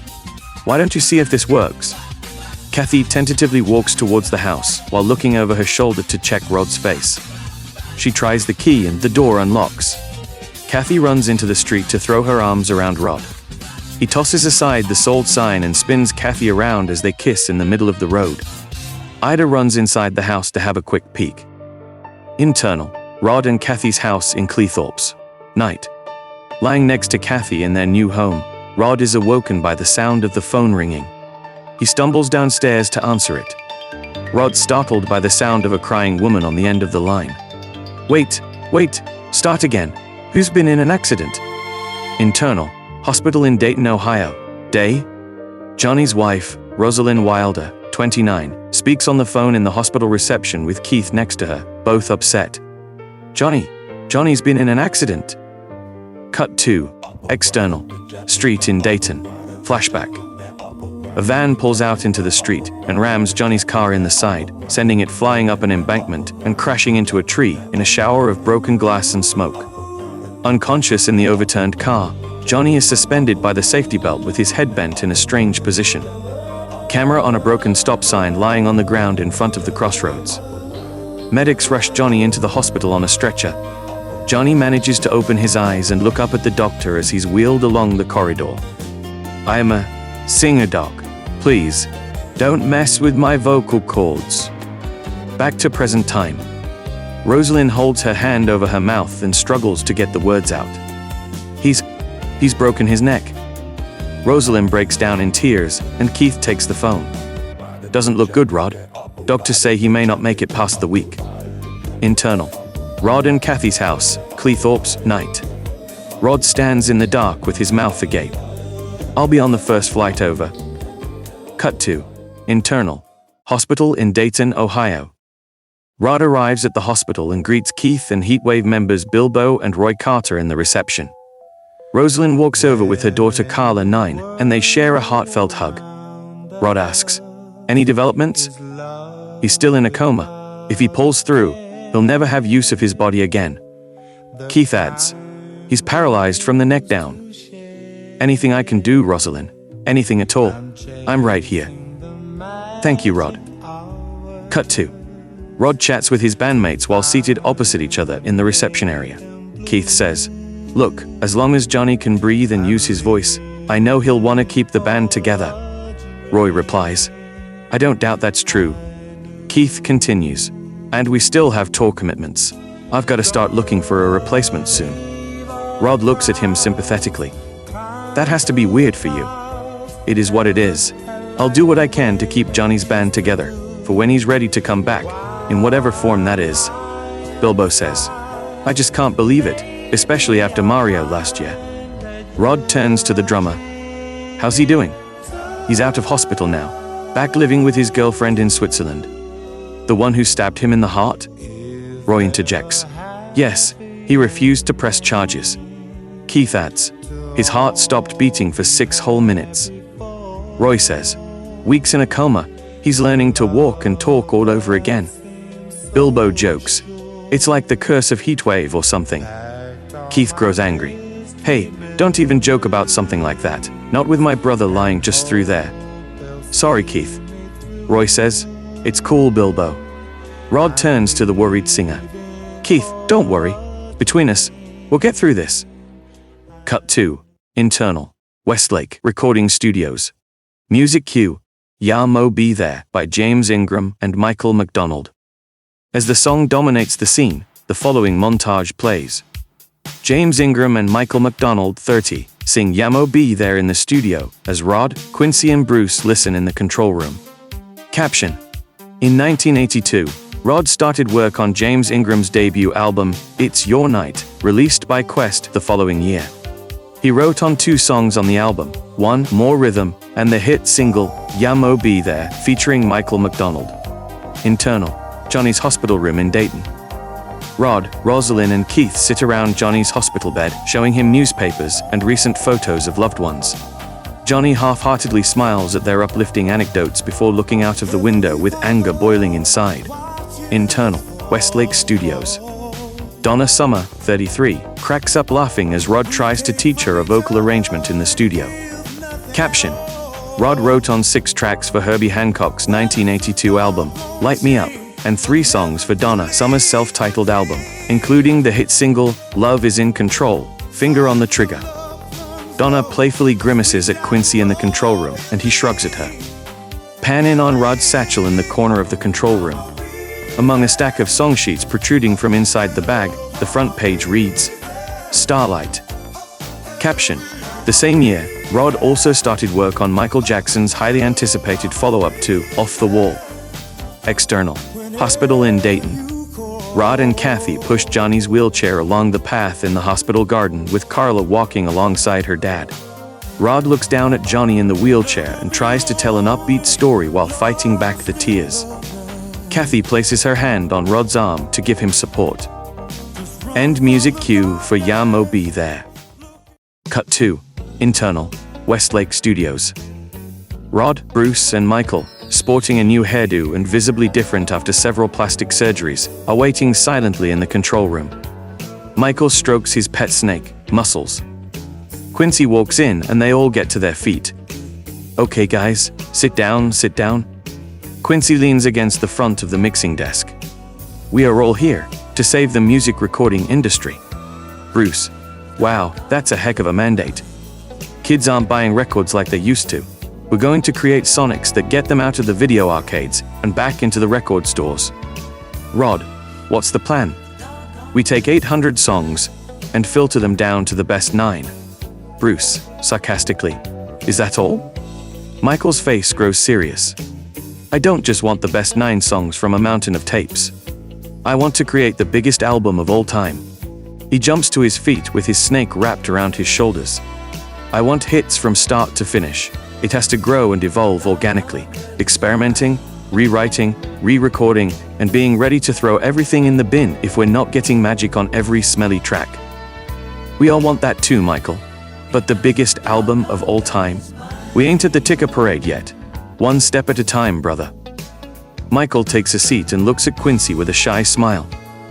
And Smelly, that will be the last time I use your name during production, no matter how cute and dramatic you get. Quincy looks at Rod and Michael. So what have we got to start with? Michael, I want to bring startin' something back for this album. You mean Soul Mikasa? Quincy and Michael give each other a knowing look. If we have to go over that again, I'm setting muscles on you. Michael lifts up his boa constrictor's head and waves it at Quincy, who shifts nervously on the desk. He turns to Rod. Worms? From hundreds of titles, I've got it down to 35 Polaroids. Polaroids? Rough little recordings. Okay, we'll go through those together and I'll choose the best 5. Then we'll take them over to Michael's to record demos. I want the album's lead single to be another collaboration with Paul McCartney. He turns to Michael. Try to write a song about 2 guys fighting over a girl. Internal, Michael Jackson's Havenhurst home. Michael wakes up during the night with a melody in his head and he searches for his tape recorder in the darkness. He then vocalizes the parts in his mind, from the song's melody to the guitar riffs to the strings, and beatboxes the sounds into the recorder. Internal, Westlake Studios. Michael and Paul McCartney perform The Girl Is Mine with the band members of Toto in the studio. Quincy and Bruce, accompanied by Linda McCartney and ex-Beatles producer George Martin, 56, record the session from the control room. Caption: the album's lead single, The Girl Is Mine, was recorded at Westlake between 14 and the 16th of April, 1982. Internal, Johnny's hospital room in Dayton. Rosalind feeds Johnny his lunch as he's propped up in bed with Rod sitting in a nearby chair. Rod says, "The 5th Heatwave album drops this week." Johnny moves his eyes to Rod and glares at him. "And I've started work on Michael's new album." Johnny continues to stare coldly at Rod. "I saw Kathy recently. She said," Johnny cuts in, "Why are you here?" Rod appears confused. "To see you, Johnny." Johnny scoffs and looks at his wife. "And why are you here?" "Johnny, stop. Why are you here? I'm not your husband. I'm just a talking head." Moving the only part of his body he can, Johnny thrusts his head back against the wall and continues to bang it until a small patch of blood forms. He stops and glares at Rosalind. "I don't want to live like this." "Johnny, please don't." "Why? I wish I was dead." He continues to bang the back of his head against the wall and stops when he sees Rosalind crying and covering her face. Johnny closes his eyes as regret washes over him. "Oh, Rosalind, I'm sorry." Rod stands up. "I think I'll leave you two alone." "No, sit down please, Rod. I apologize to you too." He turns to his wife. "Rosalind, I'm so sorry. I won't do anything like that again." Rosalind takes Johnny's hand and wipes her face. "Don't ever quit, Johnny. We still have so much to live for. You still have so much to give." Rosalind throws her arms around Johnny and nestles her head next to his. Rod looks down at his watch and startles. He sees Johnny and Rosalind sharing a tender moment and repeatedly stutters trying to interrupt them. Sorry, Johnny, but I really do have to leave. I gotta get to Michael's house for a demo session. Rosalind stands straight and smiles. Johnny says, then go weave your magic. Thank you for stopping by, Rod. Internal, Michael Jackson's Havenhurst home. Evening. Michael stands in a vocal booth in his home studio as Rod plays keyboard and Quincy looks on from the sofa. Caption: in spring 1982, Rod brought 5 songs to demo at Michael's Havenhurst home. By the end of the night, they recorded 3 of them: Starlight, Baby Be Mine, and Slapstick, which would later be retitled Hot Street. The first 2 would feature on the final album, with Starlight being rewritten as Thriller. Rod plays the famous intro to Starlight/Thriller. Michael starts to sing. There's indication that someone else is standing on the ground. Across the nation, there's always people trying to pull you down. We need some starlight, sun. There ain't no second chance. We got to make it while we can. Michael signals to Rod to stop the music when his pet llama, Louie, walks over for some attention. Quincy whispers to Rod, nice composition. Not sure on the title though. Rod appears put out by the comment and Michael interrupts. Okay, we ready to go again? Internal, Michael Jackson's Havenhurst home, night. Michael sings Slapstick from a song sheet. Stone Shaker, you're here tonight. You've got to, you love maker girl, it's alright. You can't remember when you smiled. You know it's going to take some time. Because of slapstick, I want some magic. I want some slapstick girl. The song ends, and Michael has a huge grin on his face. Quincy says, think it may be too poppy, that one. Michael replies, what? I love it. Really? It's still a little rough, and I'm not sure on the title, but I love the groove. Michael turns to Rod. What else you got? Let's try Baby Be Mine. Cut 2, internal, Cleethorpes Medical Center. Music cue, Baby Be Mine by Michael Jackson. Ida is seated in the clinic's busy waiting room while listening to her Walkman. Lost in her own world, she waves her fingers in time to the music like a conductor's baton. Kathy rushes in and takes a seat next to Ida as she stops her Walkman. She removes her headphones and says, I do love me some funkadelic. Pardon? Oh, nothing. I've just been listening to a lot more funk and rare groove lately. Kathy looks at Ida in bemusement as she stuffs her Walkman into her bag. Ida continues, thanks for coming, love, but you really didn't need to be here with me. It's just a niggly cough. It's no problem. I'm not working today. I'm as fit as a fiddle, really. I'm only here because the cough sweets ain't been working. Ida suddenly has a coughing fit and a shriveled red sweet shoots out of her mouth and lands in the waiting room bin, to a little boy's amazement. Kathy hands Ida a tissue and she composes herself. How long you think this will take, Kathy? Chest x-ray? Shouldn't take long if there aren't many people waiting. I can't believe all the fuss. I really can't. They just want to make sure you're alright, Ida. Of course I am, love. And how are you doing? I'm okay. Tired from all the traveling to work and missing Rod. Well, you're welcome to stop by at ours anytime you like. I know what it's like settling into a new area. You are kind, Ida. Plus, I think Les has taken rather a shine to you. The silly old sod was full of beans the last time you hopped round. Internal, hotel room in LA. Still wearing his clothes from the previous day, Rod wakes up with his head resting on the song sheets on his organ, a burned-out cigarette resting on his lower lip. The room phone rings and he startles to life, spitting the cigarette ash out of his mouth and answering the alarm call. Rod quickly gathers the papers and places them in his satchel before heading for the door. End music cue for Baby Be Mine. Internal, Michael Jackson's car. Michael starts humming to himself as he distractedly drives along the street. The melody of Billie Jean starts to form in his head and he snaps out of his daydream and grows excited. He does a sharp U-turn in the road, nearly hitting another car, and speeds off. Internal, Michael Jackson's Havenhurst home. Michael runs into his bedroom and grabs his tape recorder, immediately laying down the song's melody and distinctive hooks in his beatbox style. Internal, Westlake Studios. Michael tentatively places a cassette on the mixing desk as Rod, Quincy and Bruce work on the track Nightline. They look up at him surprised. That's my new song. I want you all to take a listen. Sure thing, Smelly. Bruce stops the track and places Michael's tape in the player. The drum intro and bass line of Michael's home demo of Billie Jean echoes around the control room. Rod, Quincy, and Bruce sit up in their chairs and look around at each other. External. Hospital in Dayton. Keith pushes Johnny's wheelchair along the path in the hospital garden as Rod walks alongside. Johnny says, "We'll get the band to relocate to Dayton. I'll manage us, sharpen the live show, and record vocals when I can." Keith, "I'd love to relocate here, but you sure you can do all that?"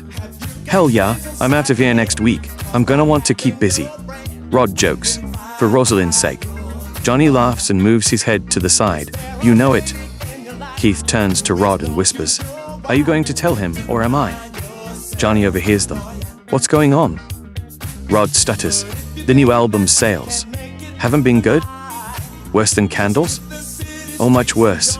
It didn't even make the top 100. Johnny ponders a moment. "Don't worry, the label won't drop us. We've been too good for them. We'll regroup in Dayton, freshen things up, and hit 'em again hard." Rod and Keith exchange nervous looks. Internal. Rod's parents' house. Bathroom. Day. Ida removes her makeup in front of the bathroom mirror in her underwear before suffering a sudden coughing fit. She reaches for a box of tissues and finishes spluttering into the papers. Ida looks down and sees a large patch of blood on the tissue.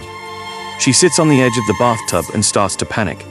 Weeping, with mascara running down her face, she takes her phone and calls Kathy's number. "Kathy, it's me, Ida. Something's happened, love, and I'm a bit scared." Ida fights back the tears. "Yes, I'm at home." "Oh, thanks ever so much. I'll pop the kettle on." Fade to black. Music cue. The Dude by Quincy Jones. Slow motion.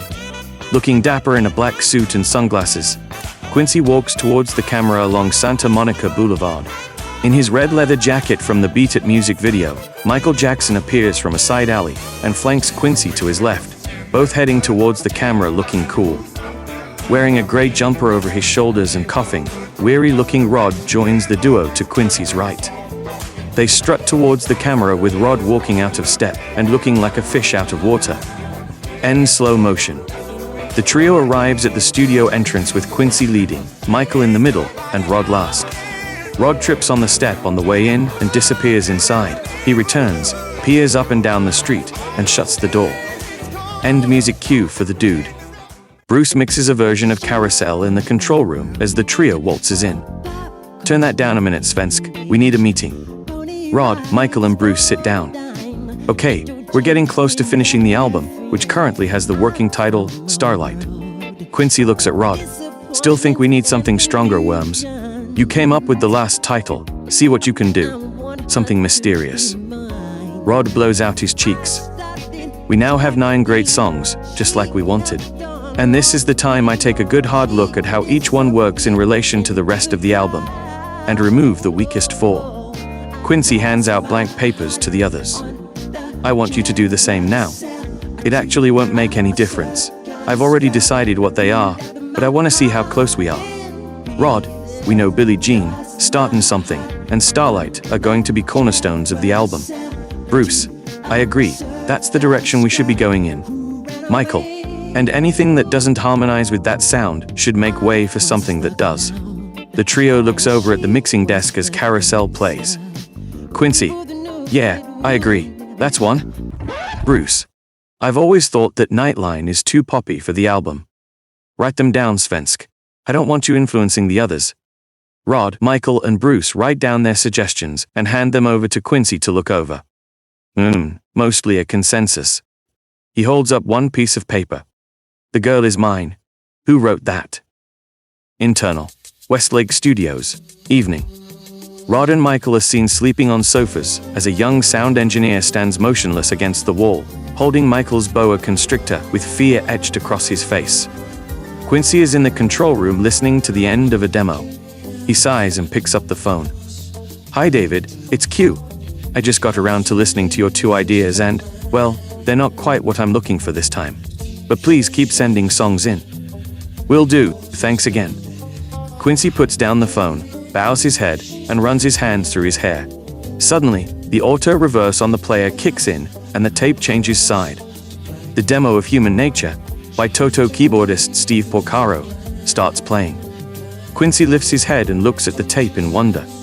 He stops the player and removes the cassette to check the labels, but no information is given. He calls David. "Hi, me again. Listen, this song on the other side of the tape. Why, dum. What is that?" Internal, David Paitch's apartment. Toto songwriter, David Paitch, 28, stands in the living room by the telephone table. "Oh, that's not one of mine. Sounds like Steve's demo for Human Nature. He's here now, let me get him for you." Steve Porcaro, 24, gets up from the sofa with a baffled expression and takes the phone from David. "Hello? Yeah, that's mine." Steve suddenly smiles from ear to ear. "Michael's album? Well, that's amazing. I don't see a problem with that. Toto didn't want it." Steve looks at David. "You guys didn't want it, right?" David shrugs his shoulders and agrees. Internal, Westlake Studios. Quincy. "It's got a wonderful flavor, just what I'm looking for."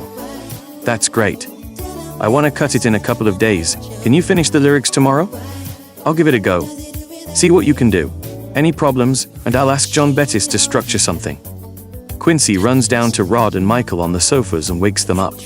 "We need to talk, but first, Smelly, I think someone needs your help."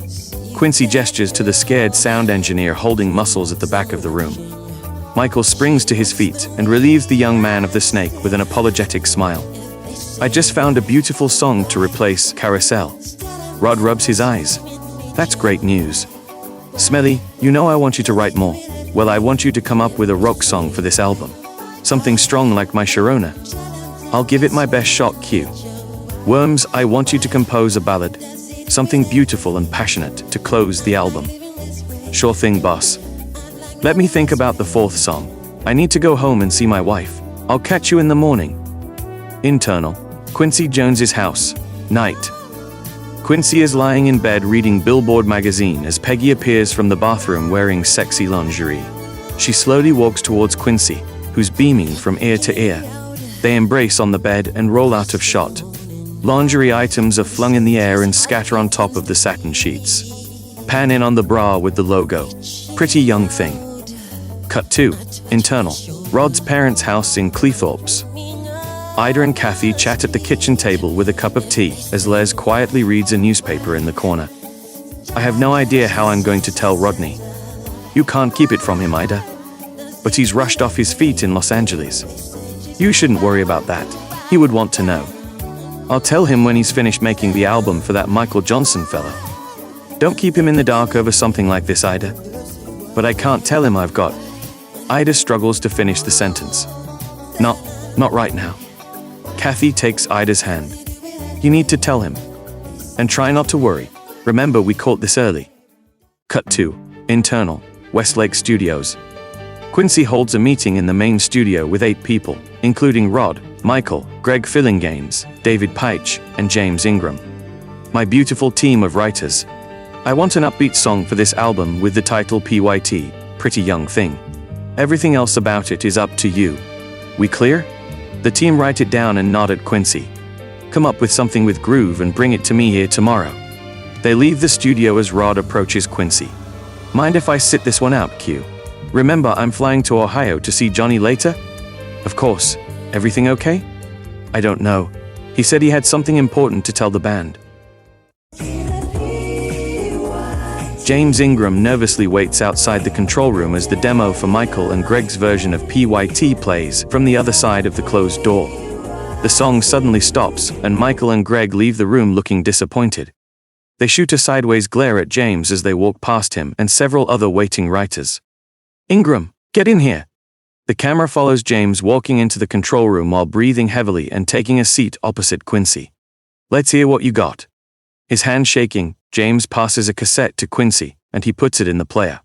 The opening lines play, "Where did you come from, lady? And ooh, won't you take me there right away, won't you, baby? Tenderoni, you gotta be, spark my nature, sugar fly with me." Quincy's eyes light up and he stops the track when it gets to the chorus. "We're recording this tomorrow." James looks astonished. Quincy asks, "You finished the lyrics?" "I don't have a second verse yet." "Go home and get one." "Good job, James." Internal, Johnny's house in Dayton. Morning. Rod and the Heatwave members are sat around the living room as Johnny addresses them. Rosalind stands on one side of Johnny. Teddy Pendergrass, 32, also in a wheelchair, is on the other. Thanks for coming. You all know Teddy Pendergrass. He's staying here with me a while after his accident. Teddy, paralyzed from the shoulders down, smiles and nods his head at the group. It's been a really tough time, and Johnny's helping me see the light through all this. The two disabled friends smile at each other, and Rosalind lovingly touches Johnny's face. I did plan to call you all here about a fresh direction for the next album, but it seems God has other plans. Guys, we've been dropped by the label. Rod and the band share looks of shock. It doesn't have to be the end of Heatwave's journey, but it does mean the end of my journey with Heatwave. I just can't do the live thing anymore. Rosalind lovingly grips Johnny's shoulders. I've spoken with Rosalind, and we're going to start our own spiritual music label. Rosalind says, we're calling it Shalanda. Bilbo replies, that's beautiful, Rosalind. Keith springs forward in his seat. I want to keep Heatwave going. If it's okay with you, Johnny. Johnny smiles. I expected nothing else. Keith turns to his bandmates. We've still got live shows all over. Folk can't get enough. We keep Heatwave on the road, and maybe we'll do another album at the next station. What do you say? We staying on the groove line? The band members gesture, yanking a train cord while singing Woo Woo. Rod sits to the side looking glum. He says, I guess this is the end of my journey with Heatwave too. I'm not a touring musician anymore. Almost in disbelief, Rod gets to his feet and embraces his former bandmates. I wish you all the best of luck, Keith. See you around, Grimsby. And thanks for all the songs. Rod walks up to Johnny and bends down to throw his arms around him. And I wish you luck with your label, brother. He turns to Rosalind. And your new journey together. You too, Rod. I have a feeling your best is yet to come. Internal, hotel in Dayton, day. Rod grimaces as he downs a shot of whiskey at the hotel bar. He gestures for the bartender, 22, to pour another. He slurs. You know who Heatwave were? No, sir. The bartender backs away with the bottle guarded close. You know the Shong Boogie Night?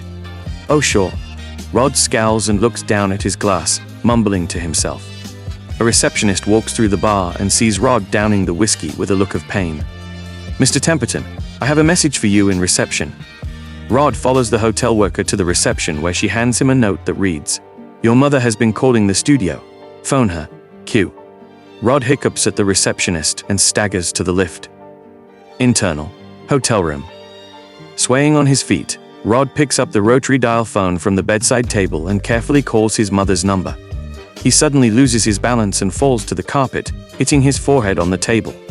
Ida answers the phone. Hello. Hi, Mum, it's me. I need to be quick. I'm on the floor. On the phone. Hotel phone. Lying on his back on the floor, he dabs at the blood running from the small gash on his forehead. Are you okay, Rodney? You sound odd. Rod rests the phone on his chest. I'm fine, Mum. Just a bit of a cold. You should get that checked by a pulmonologist. A what? It's just a cough. Anyway, why'd you call earlier? Are you sitting down, love? Rod turns his head and looks at the carpet strands in front of his eyes. Yes, Mum. Internal, Rod's parents' house in Cleethorpes. Wearing her nightie and curlers in her hair, Ida sits on the bottom step of the stairs with the phone pressed to her ear. She talks in a calm tone. I've got cancer, Rodney. The doctor says they caught it early, and they're gonna start chemo on a tumor on my lung next week. When it's small enough, they'll operate. The call falls silent. Rodney, you with me, love? Always, Mum. That's nice, son. Look, I know this call's pricey, so I'll leave you now. You've got a lot on your plate with that nice Quentin Jones. I'm in good hands over here, so promise me you won't worry none. But how did you find? Ida cuts in. Promise me you won't worry none. I promise. Thank you. I'll leave you now. I love you, son. Ida hangs up the line, and Rod lies on the floor, open-mouthed. He puts the phone on the bedside table and gingerly gets to his feet, dabbing at his forehead. Rod stumbles backwards against the bed and sits on the edge, massaging his temples in disbelief. After a few moments, the phone rings again. Rod answers. Hello? Okay, put him through.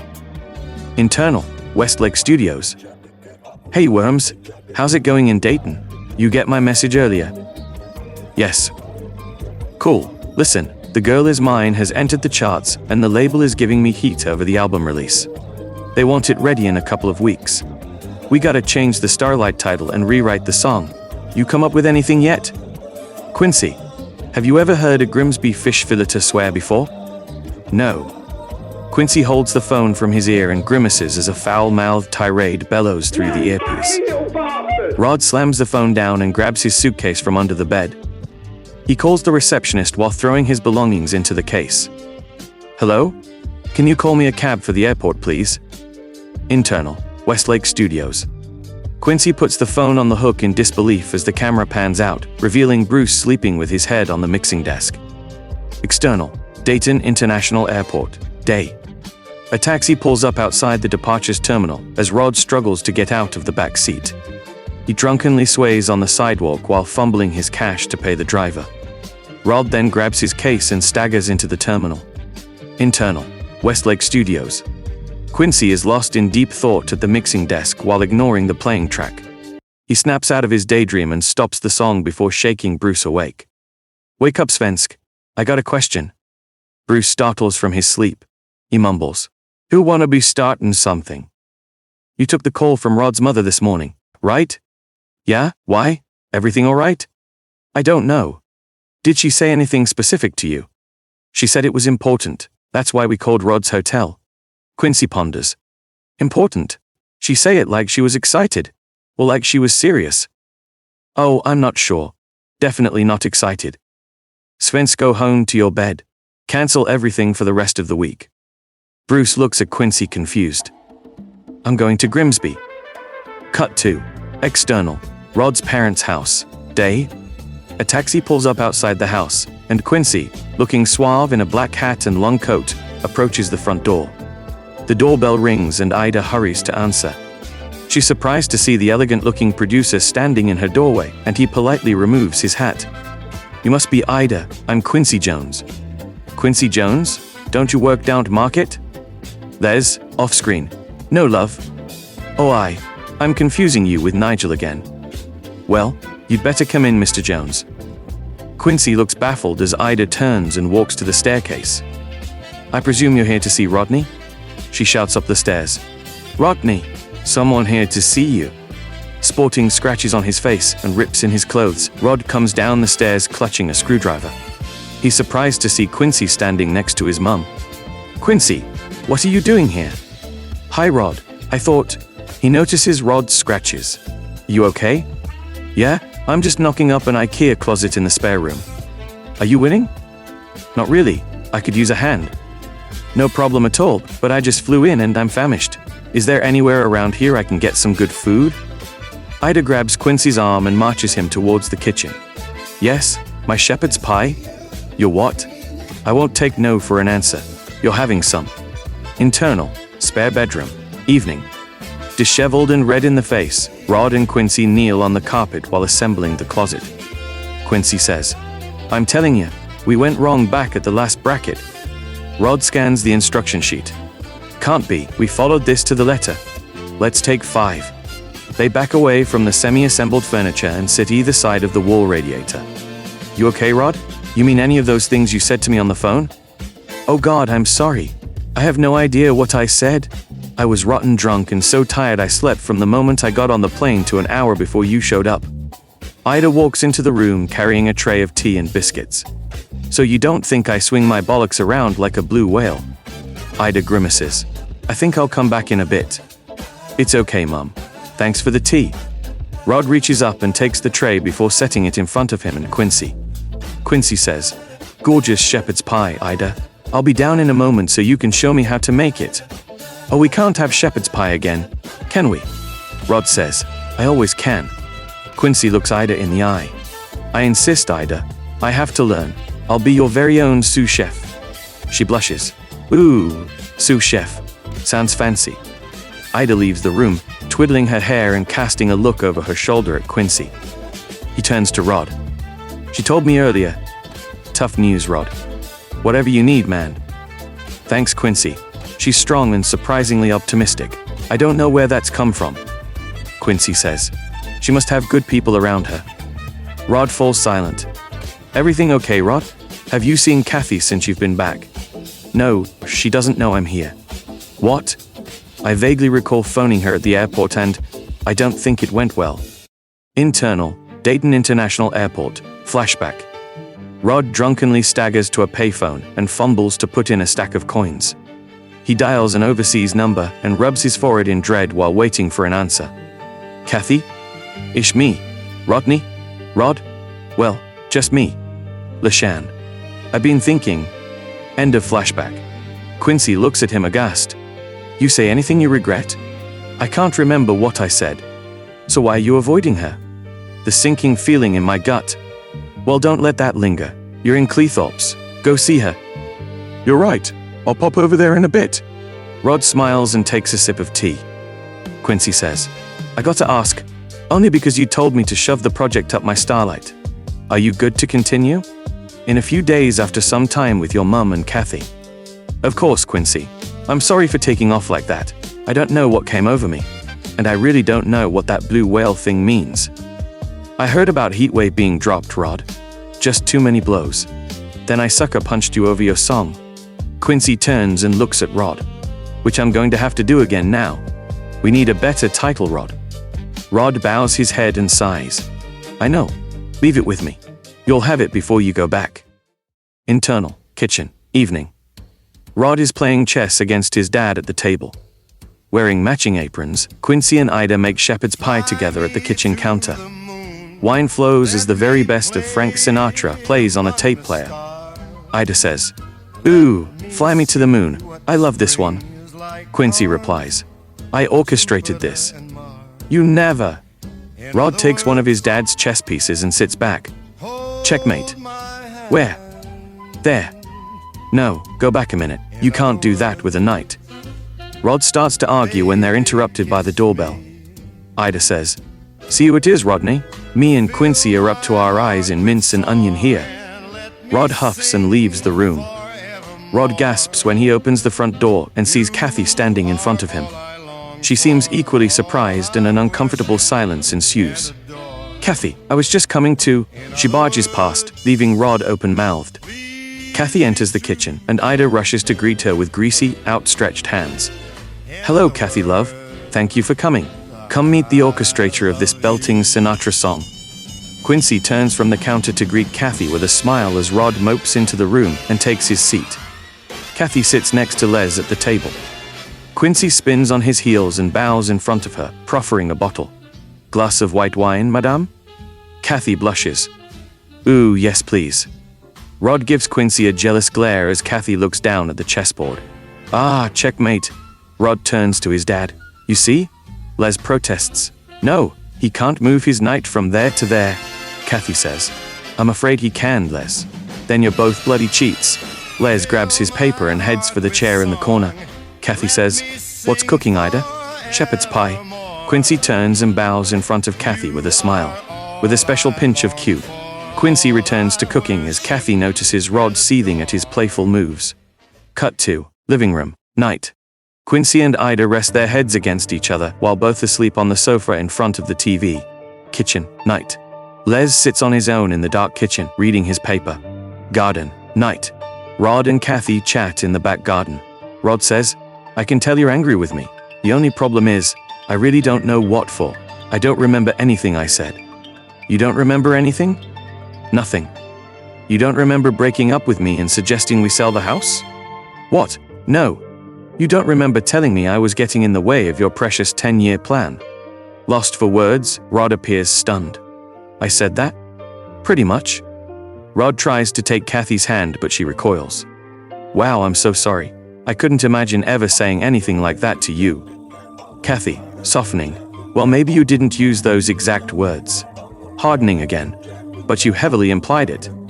Kathy, I was drunk. Whatever I said, it isn't true. You're everything to me. I want to believe that. I really do. But when things got too much for you, and I know there's a lot right now, I was the first thing you threw away. No, it's not like that. I want to share everything with you, the good and the bad. Forever. Actions speak louder than words. And your actions told me a lot last night. But last night was only words. Drunken words. Kathy gets to her feet and breathes in the cool night air. Drunken words that turned my world upside down. And I can turn it around again, just give me the chance. Kathy smiles and turns to head indoors. I'm saying goodnight to your mother. She walks inside and Rod hesitates to follow her. They stop at the doorway in the hall to look at Quincy and Ida sleeping side by side on the sofa. Kathy says, "Now that is quite a picture. That is Quincy Jones napping next to my mum after making us all shepherd's pie." Kathy tries to suppress a laugh. She notices Rod looking at his sleeping mother. Try not to worry too much. She's coping really well. I can see where she gets her positive energy from now. Thank you for everything you're doing. Kathy walks to the front door and Rod skips after her. Can I walk you to your house? You mean to our house? No thanks, I can manage. When can I see you again? You can pop over tomorrow. Rod's face lights up. I have some boxes lying around you can use to pack up some stuff. She turns away as Rod's smile drops to the floor. Kathy looks over her shoulder with a slim smile. And maybe stop for a cup of tea? Internal. Rod's parents' house in Cleethorpes. Night. Rod sits on the floor in the spare room in front of a stack of blank papers and a mug of coffee. Right. Better title. Something mysterious. Cut 2. Surrounded by dozens of pages with scribbled title ideas, Rod finishes writing on the final page and regards his work. Okay, 200 titles. Let's get it down to the best one. Rod holds up a couple of mostly blacked out pages and compares the 2 remaining lines of text. Looks like we got it. He hears Quincy whistling the intro to Starlight/Thriller on his way to the toilet in the middle of the night. Rod gets up to share the news with him. In the darkness, Rod waits outside the bathroom for Quincy to finish, and then steps out in front of him. I think I got it. Quincy, wearing silk pajamas, jumps out of his skin. Jesus, Rod, you scared the starlight out of me. Sorry. Forget about it. So what is it you think you got? The new title. Let's hear it then. Rod prepares himself. Midnight Man. Midnight Man? Midnight Man. Nonplussed, Quincy nods and turns to go back to sleep. Yeah, that's more along the right lines. Rod appears baffled by his response. I'll keep working on it then? How's the sofa, Quincy? Quincy answers fine, as he carefully walks down the staircase in the dark. Rod scratches his head and trundles back to bed. Cut 2. Internal. Bedroom. Morning. Rod. Voiceover. The next morning I woke up and I just said this word. Something in my head just said, this is the title. Close on Rod's face as he wakes up to brilliant sunshine pouring into the room. He jolts upright in bed. The opening 5 bars to Thriller roar in his head. Music cue. Thriller by Michael Jackson. Outro part. The following montage plays as the voiceover continues. Rod scrambles to get his socks on and runs out of the room. Rod flies down the stairs and stumbles on the last steps. The voiceover continues. You could visualize it on the top of the Billboard charts. You could see the merchandising for this one word. Rod runs over to Quincy, asleep on the sofa, and shakes him awake. Voiceover. Now it jumped off the page as Thriller. Quincy's eyes widen and he immediately sits up. External, Humberside Airport in Lincolnshire, afternoon. A plane takes off and ascends into the grey, rainy sky. Internal, Rod and Kathy's house. Kathy drinks tea alone at the kitchen table while repeatedly checking outside the window and biting her nails. She looks at the time on the clock and sighs. External, Los Angeles International Airport. The plane lands on a sunny morning in LA. Looking like a 1970s Doctor Who in his scarf and trench coat, Rod writes in his notebook while waiting for a taxi. The scribbled opening lines read, "Darkness falls across the land.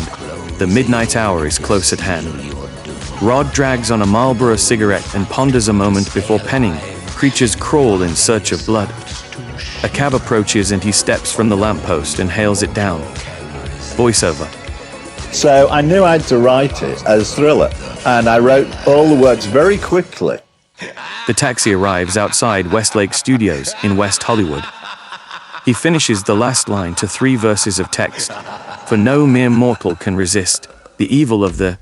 Rod writes Thriller and closes the notebook. Voiceover. Then went to the studio and we did it. Rod looks through the windscreen and sees actor Vincent Price, 71, stepping out of a limousine outside the studio. Oh no, he's here. Rod pays the taxi driver before dashing around the back of the recording studio. Rod runs into the office and hands his notebook to the receptionist. Quick, photocopy this.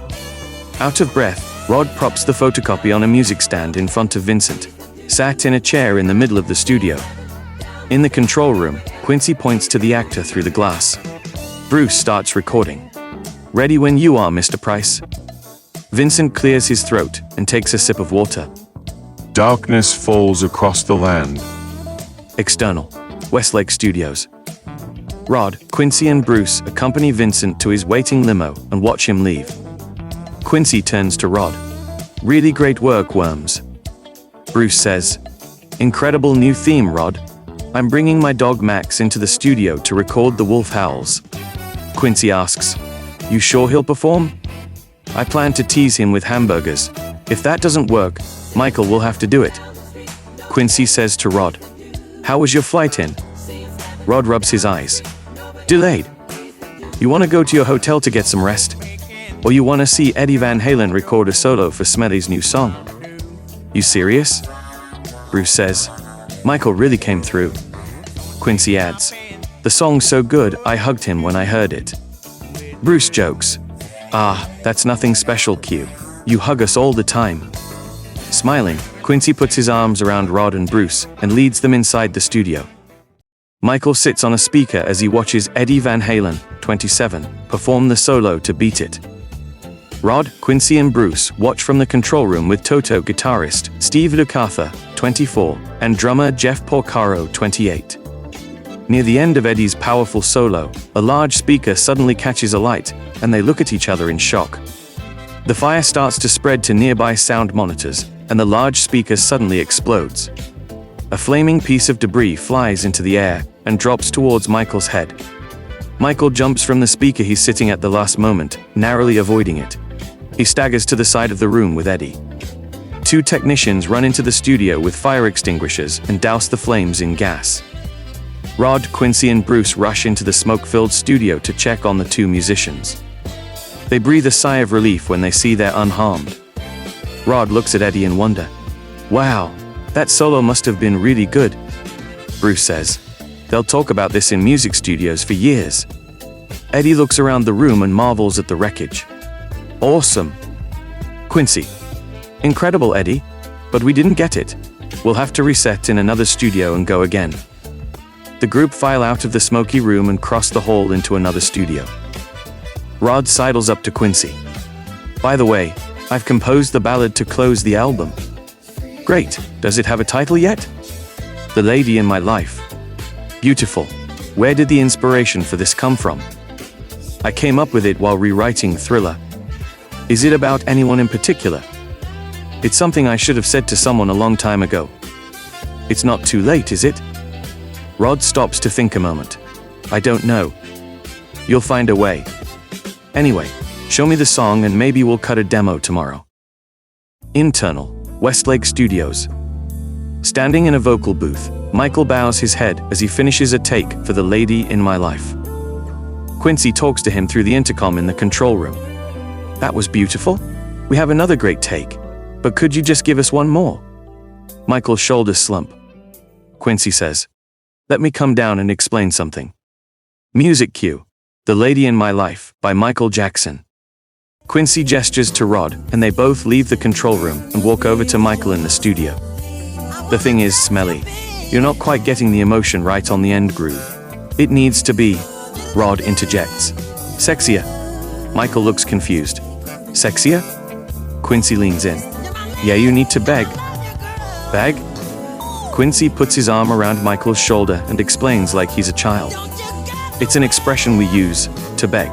It's a certain kind of passion, a very sensual feel towards a woman. This is the emotion we're trying to get. Michael starts to blush. Oh, I'm not sure, Quincy. Please, just try it one time. Don't make me beg. Oh, all right. I'll take one shot at it. Quincy and Rod smile at each other, but close the curtain so no one sees. Quincy sighs and obliges, pulling the curtain around the vocal booth. A lone light shines on Michael's face from above as he sings the sensual outro to the ballad. Summoning as much sexual energy as he can, Michael improvises over the backing vocals on the instrumental track. Close on Michael's face. Stay with me, I want you to stay with me, I need you by my side. Don't you go nowhere? The camera pulls out, and Michael is seen in the middle of a black expanse instead of a confined booth, with a beam of light illuminating him from the heavens. Woo, baby, don't go nowhere, you're my lady. All through the night, I want to give you all in my life. Let me feel you, baby.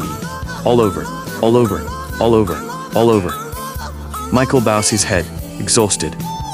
Rod, Quincy, and Bruce applaud him from the control room. End music cue for The Lady in My Life. Cut 2. Internal, Westlake Studios. Larkin Arnold, 40, head of Epic Records, opens a bottle of champagne next to Quincy, who's sitting on the mixing desk in front of a packed control room. The group consists of Rod, Michael, his managers, Ron Weissner, 38, and Freddie DeMann, 43. Musicians, Greg Fillinganes, Louis Johnson, David Williams, and the Toto Band members. Quincy announces, "Welcome to the official album listening session." They look at Quincy with bated breath. Bruce is on his way now. Very exciting. Michael fidgets in his seat next to Rod as an uncomfortable silence fills the air. A reception worker runs in. He's here! He's here! Right, everyone be cool. Bruce runs through the studio with a suitcase in his hand and heads straight for the control room. Got it. The first test pressing of Thriller. Bruce removes the disc from the case as the room gasps in anticipation. He hands it to Quincy, who places it on the turntable. The room falls silent as the needle falls on the record. Rod turns to Michael. So exciting. Cut 2. Michael is seen sobbing uncontrollably on the floor in another studio as Rod and Bruce try to console him. Rod says, "So heartbreaking." Toto guitarist Steve Lukather bursts into the studio. "What happened, man? The record sounds like shit." Rod and Bruce gesture to Steve to stop talking. "What? I've heard most of those tracks before, and they didn't sound like that. It's like it's being played underwater." Quincy walks into the studio looking serious. "Bruce, help me understand what just happened." Larkin and Michael's managers follow Quincy into the studio. "Gentlemen, do you mind giving us a few minutes? Thank you so much." They leave the studio and Quincy turns to the others. "Epic Records thinks we're delivering the album today. What do I tell them?" Bruce racks his brain.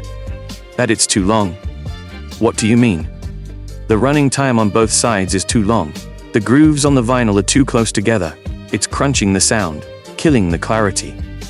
Michael looks up from the floor, teary-eyed. "And whose fault is that?"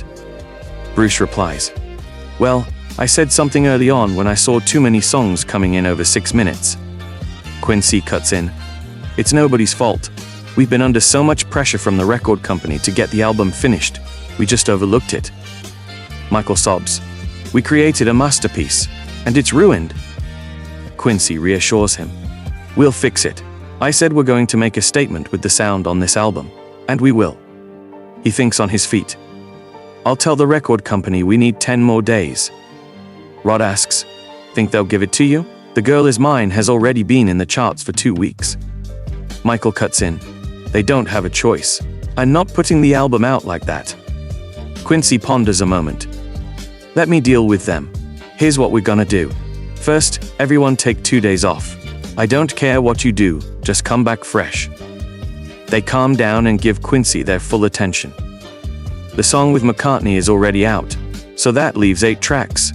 We spend 1 day on each, cutting them down, remixing, and we achieve the sonics we set out for. A slim smile appears on Michael's face. Quincy asks him, "What are you gonna do on your days off, Smelly?" Cut 2. Internal, Michael's Havenhurst home. Wearing a sleep mask, Michael snores as he snoozes in bed. Internal, Quincy Jones's house. Quincy is asleep in bed with a bra lying across his head. Internal, Bruce Swedeen's house.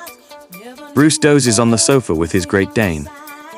External, Rod and Kathy's house in Cleethorpes. Rod waits outside his house on a cold day. He removes his Marlboros and goes to take a cigarette out, but stops short.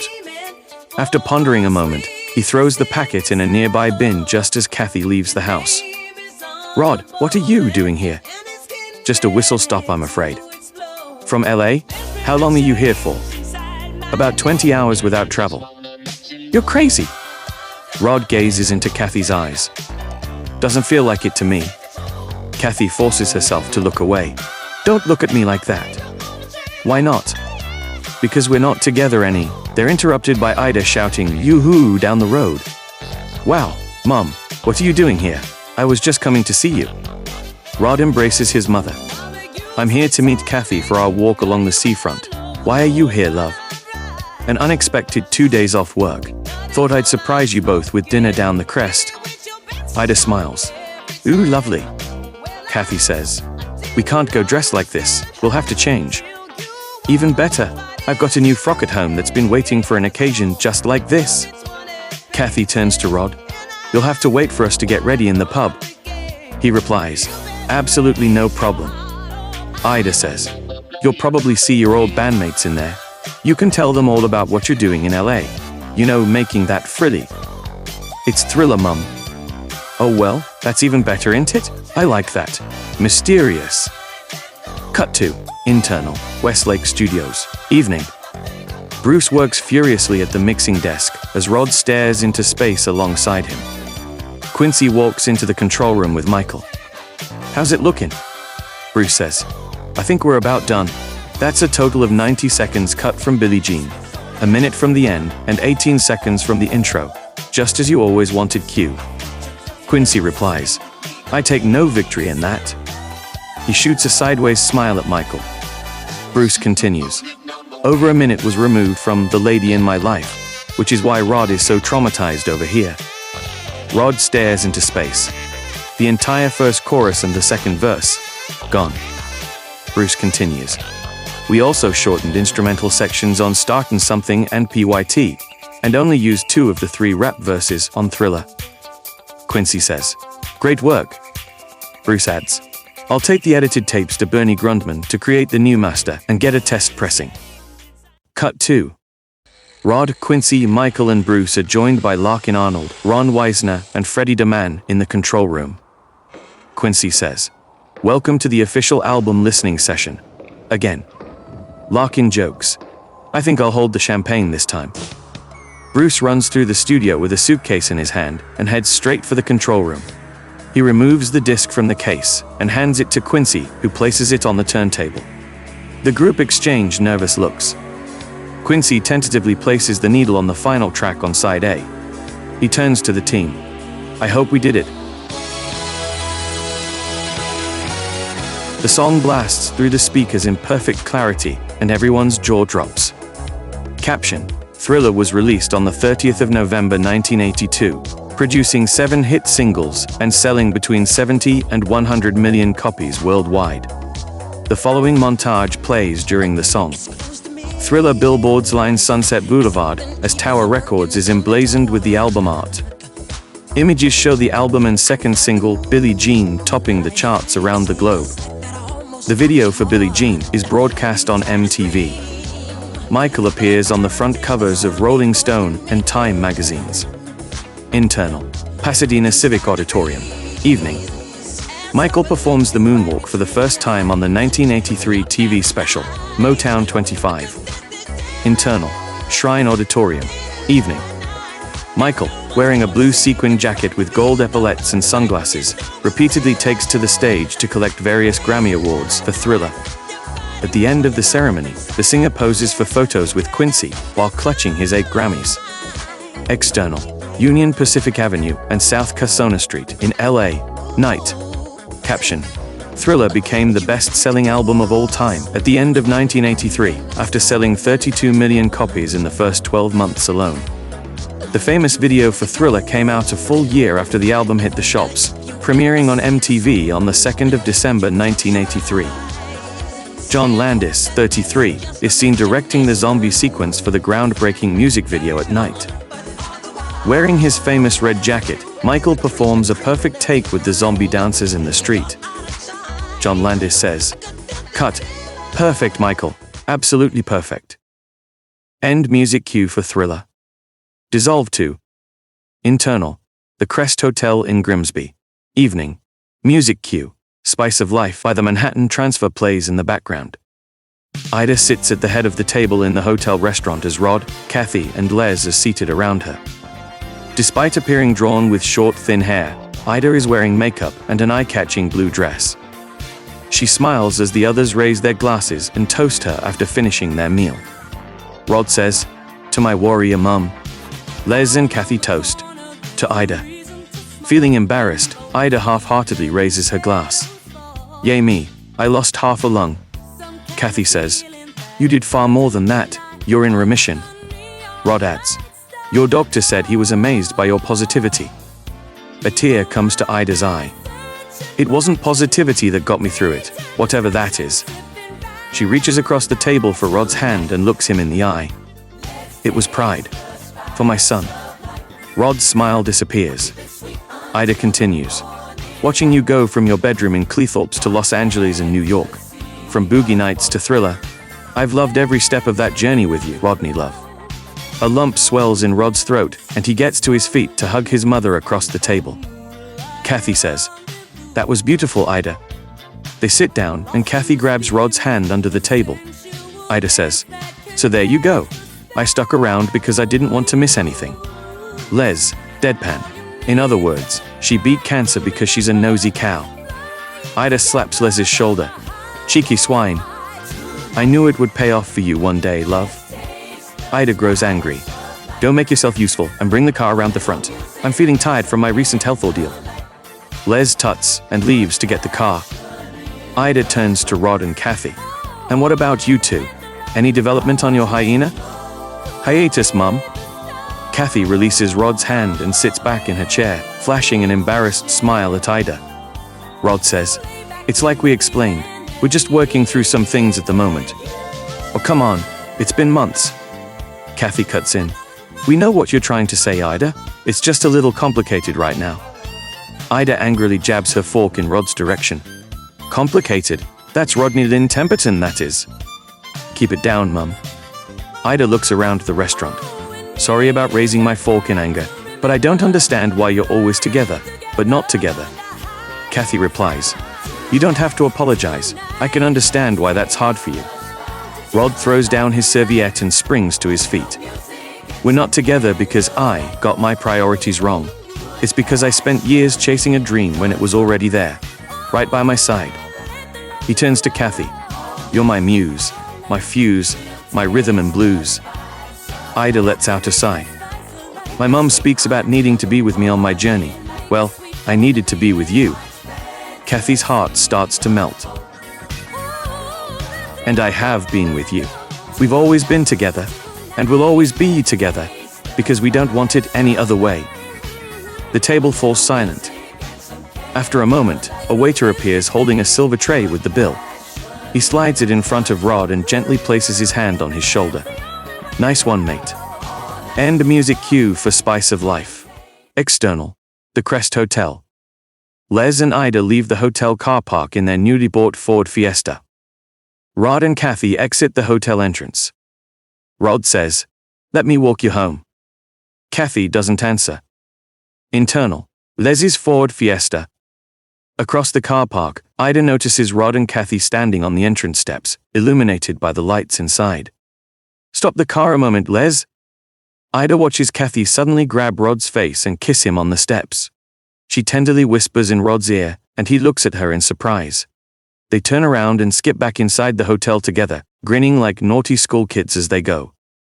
Ida sits back in her seat with a satisfied expression. "You can go now, Les love."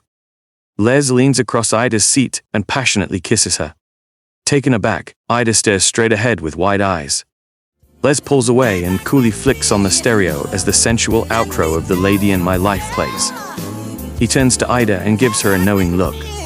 "No, we can go now, Ida love. Home to bed." Cut 2. External. Quincy Jones's house. Day. Music cue. Sweet Freedom by Michael McDonald. Rod and Quincy jump into a taxi waiting outside the house and tell the driver to head to Hollywood. External, Hollywood Boulevard. They exit a music shop with copies of Billboard magazine and excitedly jump in the taxi waiting by the side of the street. External, Santa Monica State Beach. Rod and Quincy enjoy ice creams on the beachfront while perusing the magazine with a smile. Quincy says, "The biggest album of all time, and you wrote a third of it. Do you have any idea what that kind of success can do to your life?" Rod ponders a moment. "I hope it buys me an island in Fiji somewhere." Quincy laughs. "Sweet freedom.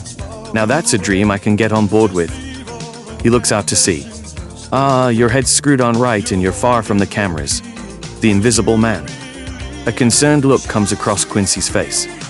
"Michael ain't so lucky. I do fear what this could do to him." Rod says, "Well, that's an unknown. Nobody's seen this kind of fame before, and it's in every corner of the world." Quincy ponders as he finishes his ice cream, removes a handkerchief, and wipes his hands clean. Quest Records is nice and busy. We got James and Patty coming in to cut albums soon. Ready to get your hands dirty again? Soon, Q. Soon. I'm going to spend some more time with my mum. She's still recovering from her treatment, but looks like she's beat it. Fantastic. She's quite a woman. And how's things with Kathy? I can now say for certain, she's the lady in my life. End music cue for Sweet Freedom. Eddie Van Halen suddenly walks into the frame with his guitar strapped around his shoulder as Rod and Quincy continue talking in the background. Eddie swings his Frankenstrat towards the camera while strumming an ear-bursting power chord and solo lick. The camera is sent spinning into the air. Images show the shrinking world below and blackening space ahead. The camera enters the atmosphere's outermost layer before slowing down and plummeting back towards Earth. It accelerates towards Fiji in the South Pacific Ocean. External, small island in Fiji.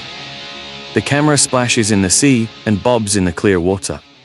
Caption: Somewhere in Fiji. Music cue, Mystery by Anita Baker. Close on Rod and Kathy's lower legs in the sea in front of a small tropical island. Caption: Rod and Quincy remained friends and continued working together for another 30 years, writing and producing for artists such as Cedar Garrett, Tamia, and Nikki Yanofsky, as well as Quincy's studio albums Back on the Block and Q's Juke Joint. Rod extends his hand by his side, and Kathy takes it in hers. They start walking from the boat towards the Golden Beach. Caption: Together with Lionel Richie, Rod and Quincy wrote the Oscar-nominated Miss Seeley's Blues, Sister, for the 1985 film, The Color Purple. Kathy covers her face when she sees a sign erected in the sand reading, Kathy's Island. Caption: In 1986, Rod wrote 6 songs for the film Running Scared, including the hit single Sweet Freedom by Michael McDonald. Rod leads Kathy across the sand to a table with a bottle of champagne on ice, and he pours 2 glasses. Caption: Nominated 5 times in his career, Rod eventually won a Grammy Award in 1991. Rod excitedly shows Kathy a map of the small island as they sip champagne at the table. Caption: For the rest of his life, Rod shunned the limelight and rarely gave interviews, only adding to the mystery surrounding the invisible man of music. Rod points to a wooden hut nestled among the palm trees and leads Kathy towards it. Caption: At the time of his death, Rod reportedly had multiple homes around the world and even owned his own island, somewhere in Fiji. The couple sits on a blanket in the hut and gaze into each other's eyes. Rod pulls out a small box from his Bermuda shorts and proffers a ring to Kathy. She gasps and emphatically nods yes. Kathy grabs his face to kiss him and pulls him down onto the blanket. Caption: Rod and Kathy remained together until the songwriter passed away from cancer on the 25th of September, 2016, aged 66. Pan in on Rod and Kathy kissing. End music cue for Mystery. Fade to black. Music cue, Star of a Story by George Benson. Images of Johnny Wilder Jr. Caption: Johnny Wilder Jr. continued making spiritual music until he passed away in his sleep on the 13th of May, 2006, aged 56. Images of Keith Wilder. Caption: Keith Wilder fronted various lineups of Heatwave until his death in 2017, aged 65. Images of Michael Jackson. Caption: Michael Jackson reigned as the king of pop until his untimely passing in 2009, aged 50. Images of Bruce Swedien. Caption: Bruce Swedien worked with some of the biggest names in music, including Diana Ross and Barbra Streisand. He died in 2020, aged 86. Images of Quincy Jones. Caption: Quincy Jones won 28 Grammy Awards during a glittering career that spanned 7 decades. He passed away on the 3rd of November 2024, aged 91. Fade to black. External: Rod's parents' house in Cleethorpes. Caption: Cleethorpes, November 2019. A black car arrives outside Rod's family home in front of a large crowd of onlookers in the street. Quincy, now 86 years old, gets out. Kathy, 64, looks up at a council worker on a ladder propped against the house. The worker finishes fixing a small square curtain to the wall as Kathy notices Quincy approaching. Quincy, so glad you could make it. Wouldn't miss it for the world. He looks around at the large crowd, featuring an elderly Harry, Marvin and Teddy in the front row. Harry has his arm around a woman in a work suit with a name badge reading, Belinda. Quincy says, "Quite a crowd. Rod would be so proud."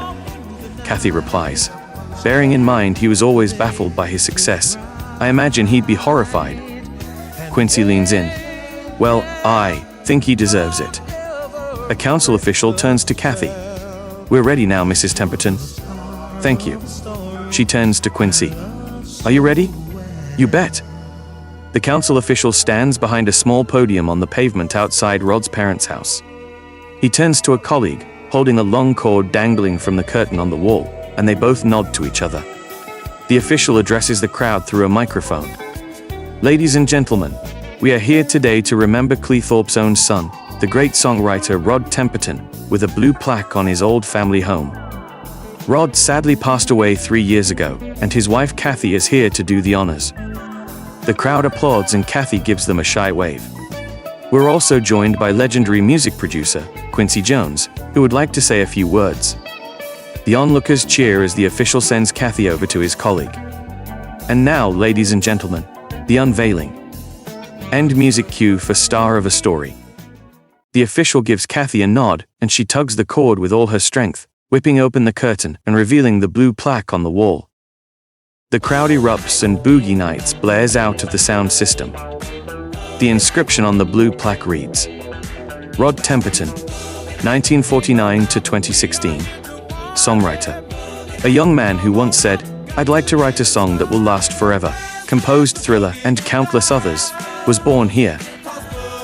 Quincy stands in front of the podium and takes a moment to compose himself. The official turns down the volume of Boogie Nights, and the crowd waits with bated breath. Quincy says, "Rod was more than a songwriting genius, and I genuinely mean that word. I don't say it about many people. He was a true friend. For many years. Man, he was so nice and unassuming. He was behind a string of huge worldwide hits for years, and nobody knew who he was." Quincy looks down and smiles to himself. In the music industry, everyone wanted to know, who is this Temperton cat? How do I get him writing on my album? How do I get an interview? He was so mysterious. He even became known in music circles as the Invisible Man. The camera pans out across the busy street, and Quincy's speech is slowly drowned out by the sound of a mysterious howling wind, despite the weather being calm. Quincy continues addressing the crowd in the background as the mysterious wind subsides and a blurry silhouette starts to form. A silvery glowing rod is seen standing in the street. The spirit looks at the camera, shrugs, and offers an apologetic smile. He then walks across the road towards the house. Rod stops in front of Kathy with a smile. She senses his presence and smiles back. The camera then moves inside the house and up the stairs as the modern surroundings slowly transition into 1940s decorations. It enters the main bedroom just as Ida, 21, gives birth to Rod and cradles him in her arms for the first time.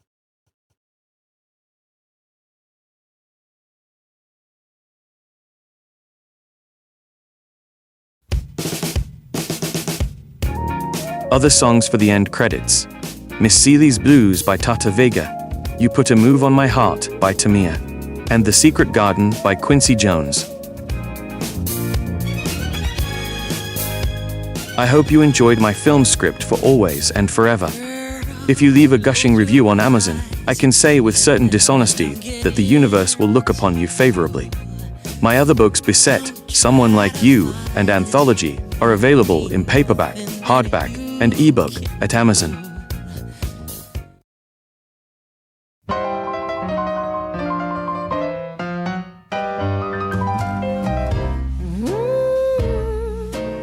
No deceased musicians were harmed during the recording of this audiobook.